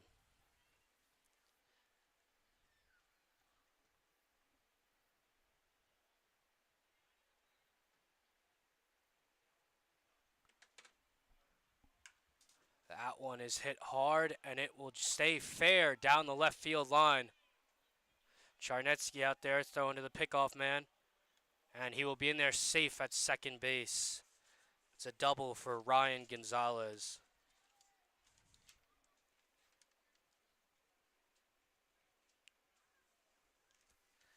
Now up will be Jared Reifogel, who had an RBI single right back up the middle in his last at-bat. I apologize. Jonathan Gonzalez was the last batter. It's Ryan Gonzalez now.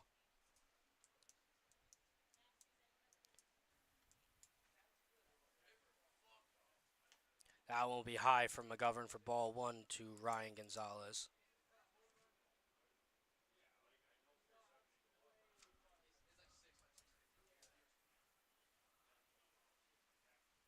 McGovern looks off second. Here's the pitch, and that one is high again, and it'll be 2-0 to Gonzalez. The Pioneers do not have anybody warming up, so they will be working with Gonzalez no matter what here this inning. That one was in there for a strike, so it'll be a 2-1 count with no one out here for McGovern. Runner on second base. McGovern gets set. And that one is fouled back behind the catcher, so that will be a 2-2 count here for McGovern as he'll look to send Ryan Gonzalez back to the dugout with the strikeout.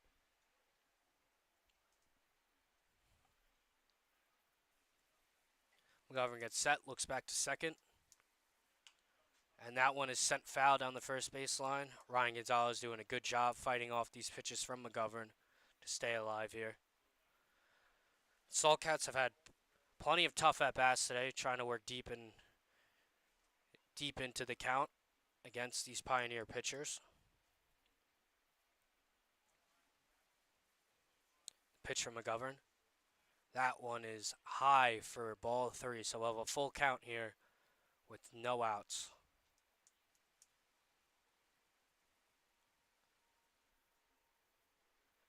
Here comes the payoff pitch from McGovern.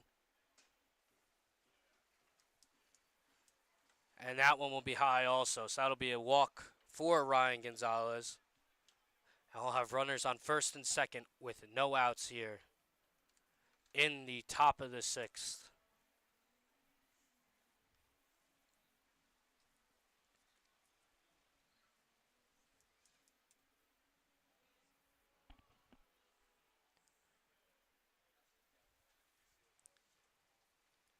I do not have a number 66 on my roster here, so I'm not sure who is hitting for the Saltcats here.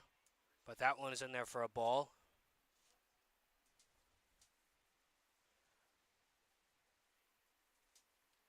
McGovern looks back to second. Here's the pitch. That one's in there for a strike. He came with the off-speed pitch there and caught him. McGovern set. Here's the pitch. That one is hit to second, Serrano. And that will be a double play there, so we'll have 2 outs for the Pioneers. The runner will advance to third, but that was a big out. Big 2 outs for Kevin McGovern as he executed it exactly how he planned.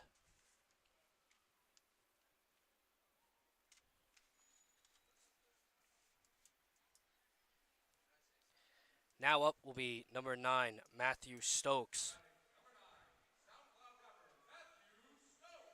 who has had some hard-fought at-bats here for the Salt Cats so far today. He's managed to walk. McGovern gets set.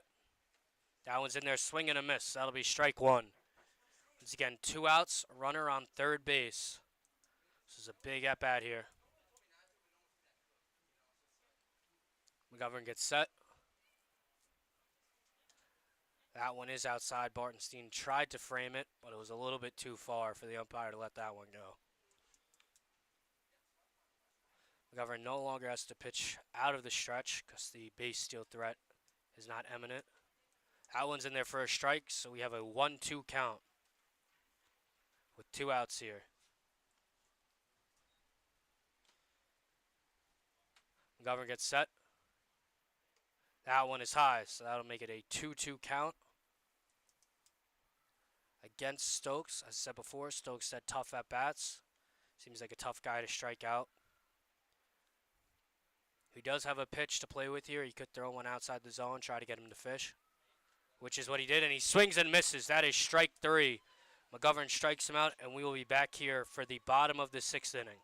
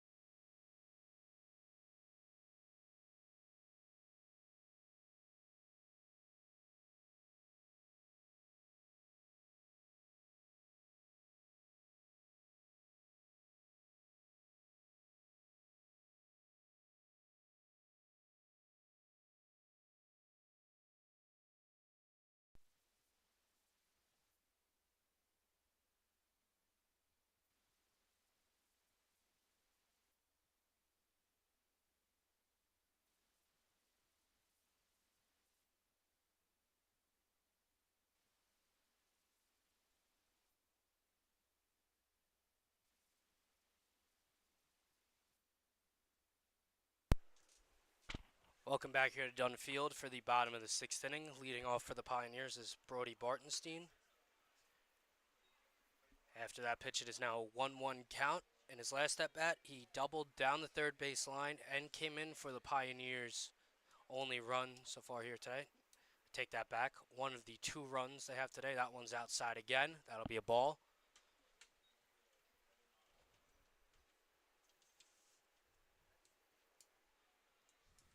It is Wyatt Braun back out. That is way outside, 3-1 count. As I was saying, it's Wyatt Braun back out again for the Saltcats. He ran into some control issues last inning. It seemed like he was starting to get a little bit tired. So hopefully the Pioneers will be able to take advantage here. After a scoreless inning from Kevin McGovern. And the pitch from Braun. That is outside again. So that'll be a walk for Brody Bartenstein as he gets on base for his second time today. And now we'll have Kevin Nass up again.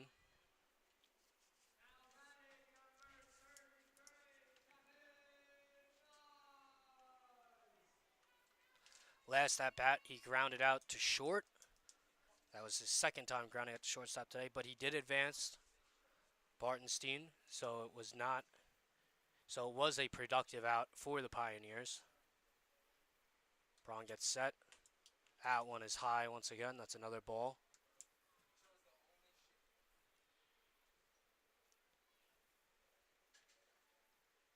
Seems like Braun is running into control issues again here in the bottom of the sixth. That one is hit by Nas. The center fielder is running. He will not get there. That one was hit deep to center field. Nas will run. He's going. Bartenstein gets sent home, and Nas is in there safe at third base with an RBI triple. That will make the score 9-3 with 0 outs here in the bottom of the sixth. That was a well-struck ball by Kevin Nas as he's able to get to third base on that. Bartenstein will come in to score from first base. That will make the score 9-3 once again. And now we will have Christian Zilli up to bat. As I said before, he has become somewhat of an everyday batter for the Pioneers as of late. That one is in there for a strike.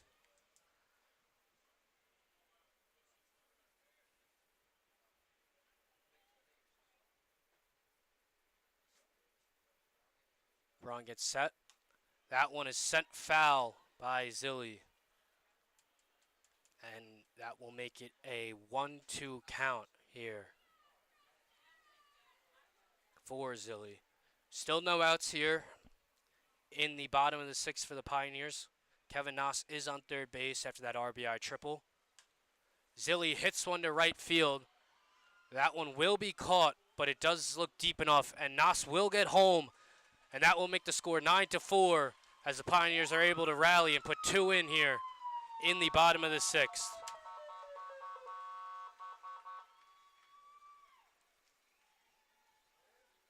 That'll be a sacrifice fly there for Zilli to right field.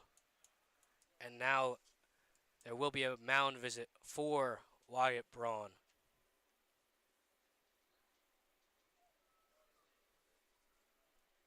That is Zilli's second RBI of the game.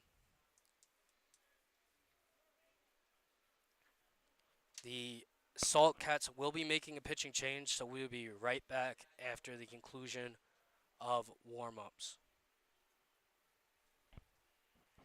I take that back. They are not making a pitching change. Their relief pitcher is walking back to the bullpen over there in left field, and Braun will stay out for Eric Charnetsky, who has lined out to center field and popped up to second base so far today.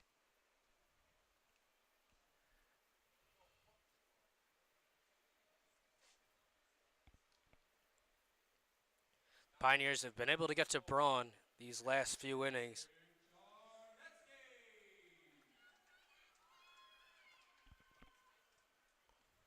Braun sets. That one will be in there for a strike. Charnetsky has transferred to Elmira College this past year, so he's somewhat of a local player. Pitch from Braun. That one is in there again for a strike, and that will make it an 0-2 count.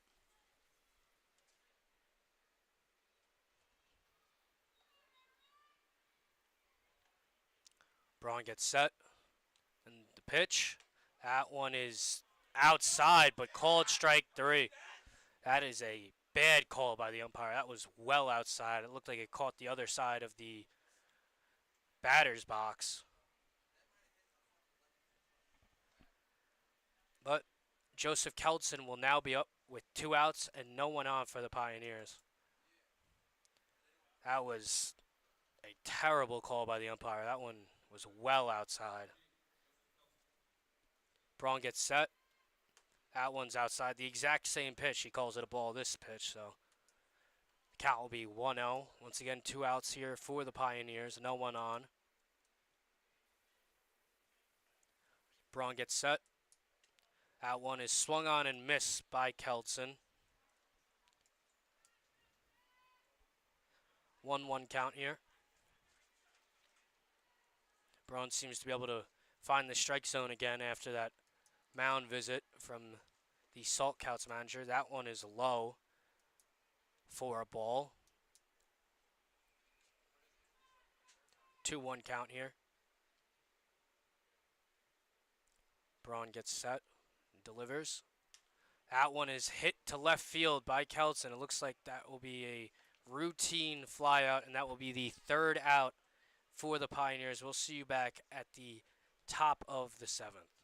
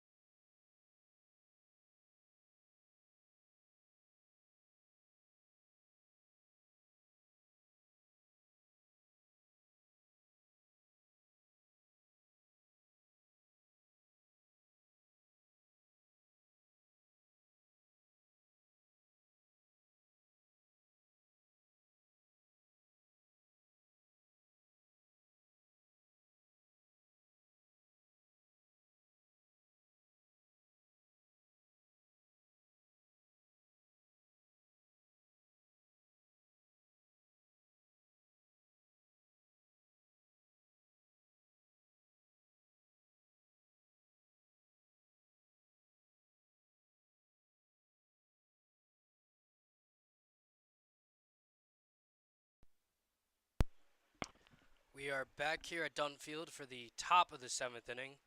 Now pitching for the Pioneers is Nick Montagna. Normally a utility infielder, but he will be in there, and that one is hit high in the infield, and that will be a routine fly out for the 3rd baseman, Zilli. So a good start for Montagna. 1 pitch, 1 out.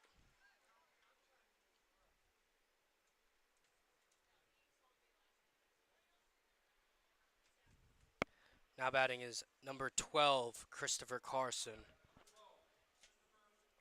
He has gotten on base every at-bat. He has 2 singles and a walk. One of those singles was an RBI single. That one was a ball, so it's a 1-0 count. Dangerous on the base path, as we saw last at-bat. McGovern was and Barton stealing. We both are very worried about him stealing for good reason. 2-0 count here. Montagna set. Pitches. That one is sliced foul. And it'll be a 2-1 count here against Carson.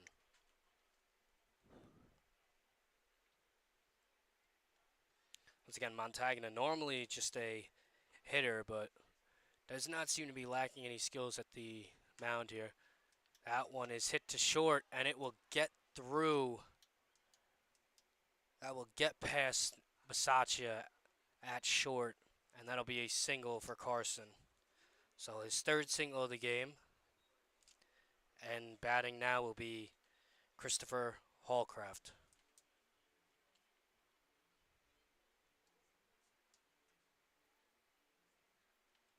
I'm not sure how solid Bisaccia's pickoff attempts are here with him not normally pitching, but this is definitely a base stealing threat here of Carson on first. Here's the pitch. That one is outside and a ball. So it'll be a 1-0 count here against Hallcraft.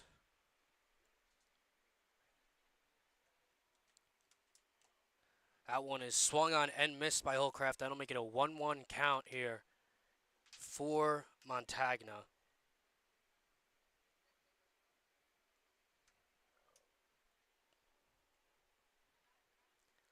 He hits sets. And the pitch, that one is high for a ball, so it'll go to 2-1. 2-1 count. 2 balls, 1 strike here against Hallcraft.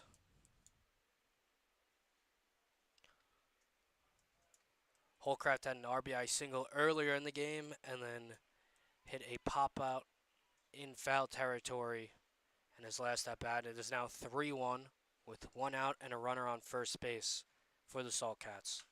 That one is hit to right field. And that one drops as Joseph Kellison was not able to make the play. Good throw back in to keep the runners. Apologies, that one is caught. The runner tags second. And now batting will be Aaron Sisto. You typically don't see a runner tagging from first. That's why I was tripped up there. But that one was caught by Kelson in right field. So that'll be 2 outs for the Pioneers. And Carson will be on second for the Saltcats. That one is high for Montagna against Sisto. Sisto has not gotten on base yet today. That one is also outside, so that'll be 2-0 against Sisto.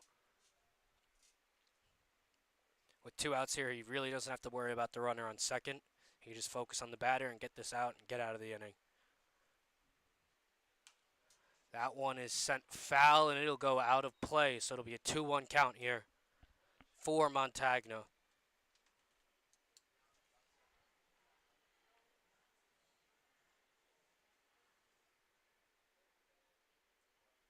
Montagna gets set. Looks off second.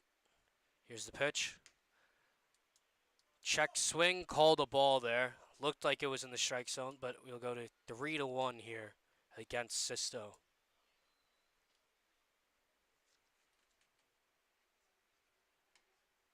And that one will also miss, so that'll be a walk for Sisto as he will get on base for the first time today against the Pioneers. That'll be Montagna's first walk as he come in this inning. And there will be runners on first and second here for the Saltcats with 2 outs. And Jay Murdoch, the cleanup hitter, coming up. He has 1 hit today. He doubled in the first inning. And Sunset has not gotten on base. That one is sent foul down the left field line. So it'll be an 0-1 count here for Montagna.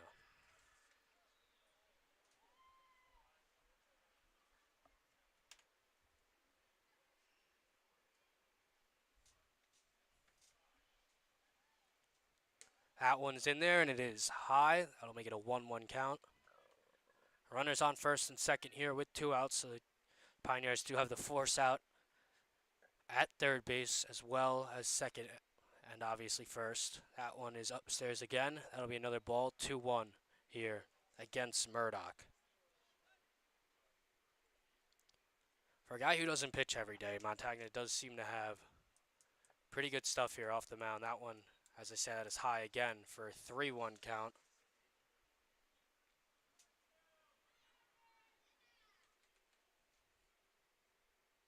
Looked at the zone here. And the pitch. That one is fouled down the left field line once again by Murdoch. And we'll have a 3-2 count with 2 outs. So we can expect the runners to run here as the pitch goes. Single here would likely score 2 runs with the runners getting a head start.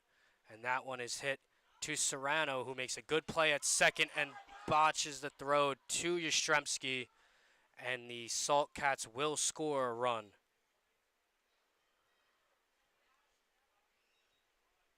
He made a great play there to get the ground ball, but unfortunately it was not a great toss. So the Salt Cats will extend their lead to 10-4. And that should bring up Jonathan Gonzalez here, who has 2 RBI doubles, or excuse me, 2 doubles, one being a 2 RBI double so far today. Once again, that was a good at-bat from Montagna. I would guess that's considered an error. He didn't really give up a hit there, so nonetheless, the Salt Cats still get the run. And that pitch was in there for a strike. That one is hit high and deep to left field. Charnetsky is looking back, and that one gets over the wall. That'll be a home run for the Salt Cats, a 3-run shot out of Jonathan Gonzalez. Not something you see every day here at Dunn Field. And that will extend the lead to 13-4 for the Syracuse Salt Cats. They were able to put up 4 runs this inning with 2 outs. It's an unfortunate turn of events after it looked like we were out of the inning there. But that ball was hit high and deep to left field by Gonzalez. And now Ryan Gonzalez is up, who has also been on base 3 times today with 2 walks and an RBI single. That one's in there for a strike. Once again, the bases are empty now after that home run, and there are 2 outs here for the Pioneers.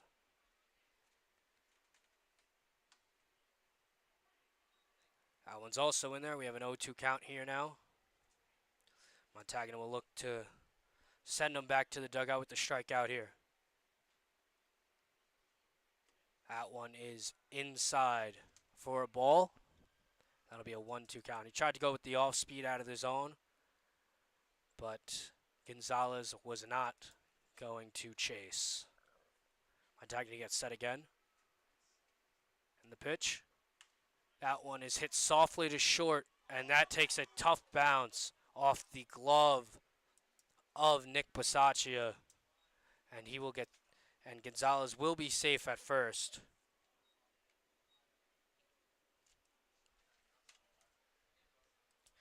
That will bring up Jared Reifogel,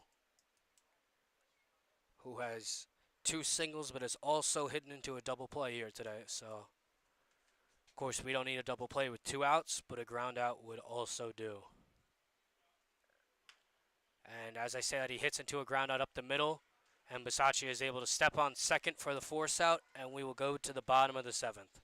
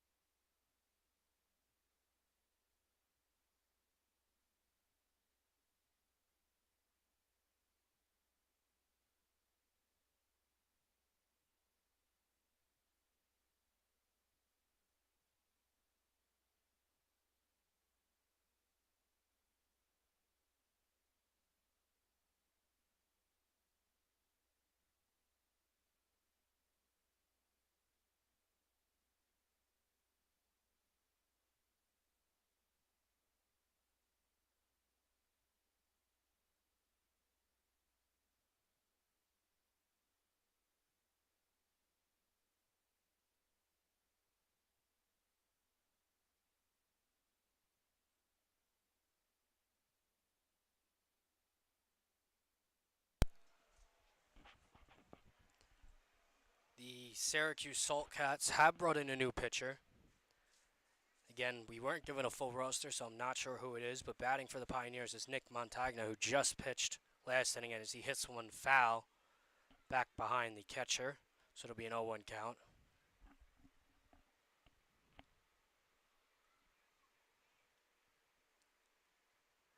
I'm assuming with a lead of 13-4 in the bottom of the 7th, they're not bringing out a guy that pitches every day, but so far he looks pretty good. That's an 0-2 count.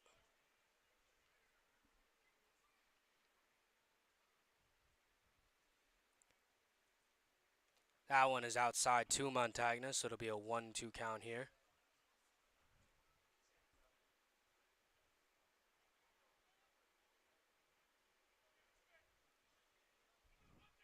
Pitcher gets set here. That one is hit, and that will drop into the gap in right center. That'll be enough for Montagna to get to second base here as we lead off with a double here for the Pioneers.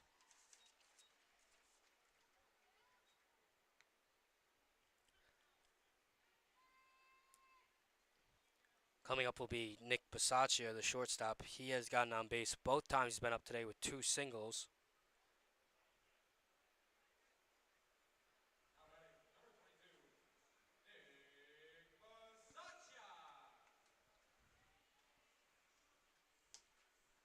That one is not in there, so that'll be ball 1.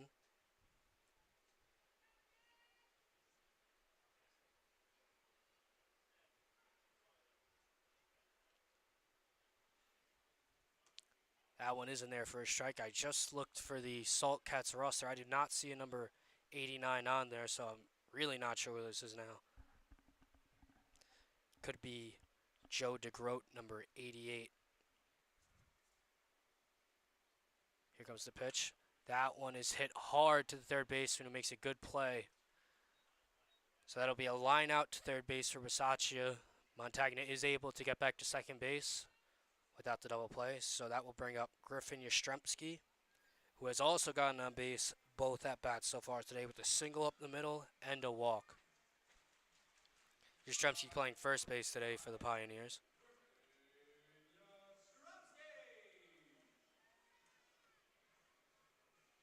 Pioneers are down to their last 2 outs here, trailing by 9. That one is outside, or excuse me, inside, and will be a ball against Yastrzemski.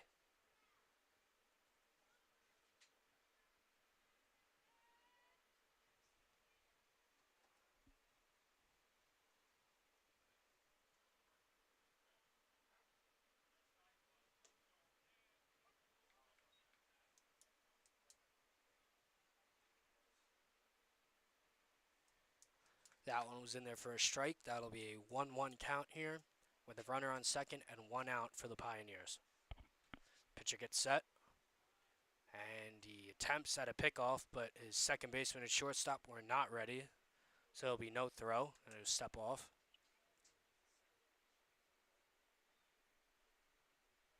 Comes the pitch. That was also a strike. Looked a bit outside, but that'll make it 1-2 against Yastrzemski.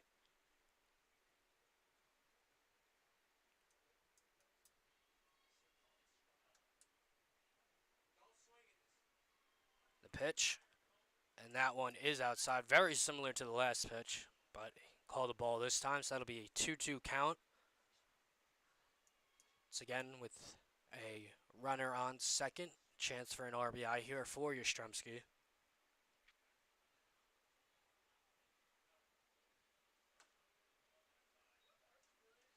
That one is inside, so the count will go full here for Yastrzemski. Chance for another Pioneers base runner here in the bottom of the 7th as they try to mount a rally. That one is swung on. The pitcher could not get there, and the second baseman bobbles it, so Yastrzemski will be safe at first, and Montagna will move to third base here as Zach Nelson comes up with runners on the corners and 1 out here in the bottom of the 7th.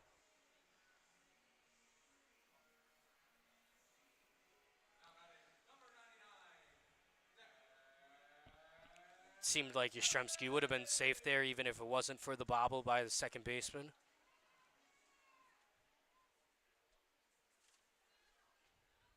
Nelson set here. Here comes the pitch. That one is in there for a strike.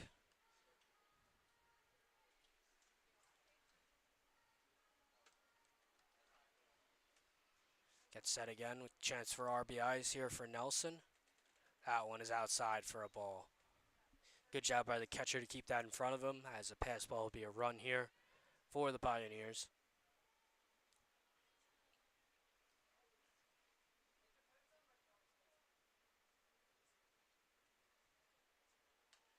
That one is swung on and sent back foul by Nelson. So that'll bring the count to 1-2 here with one out.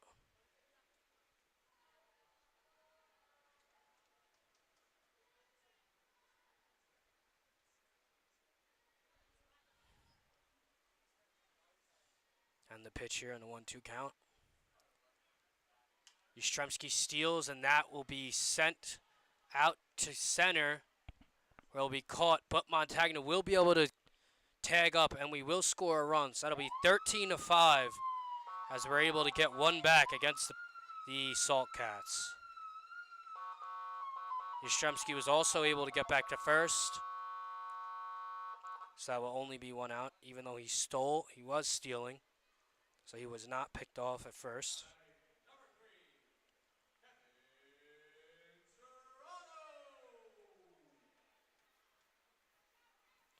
Now up is Kevin Serrano, the second baseman today.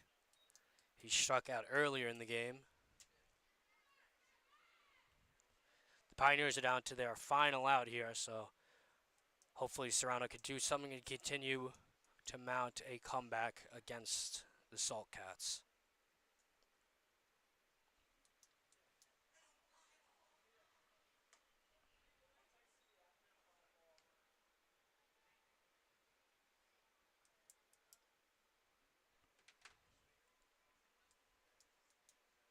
We have an 0-2 count here, down to our final strike here at Dunfield, with a runner on first.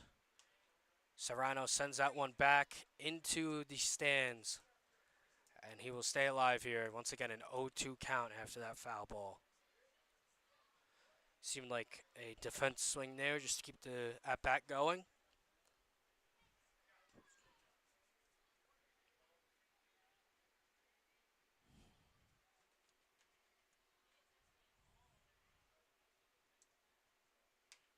That one is hit to center field. Just kidding, that went to second base, and that will be a pop-out. That will be the final out here.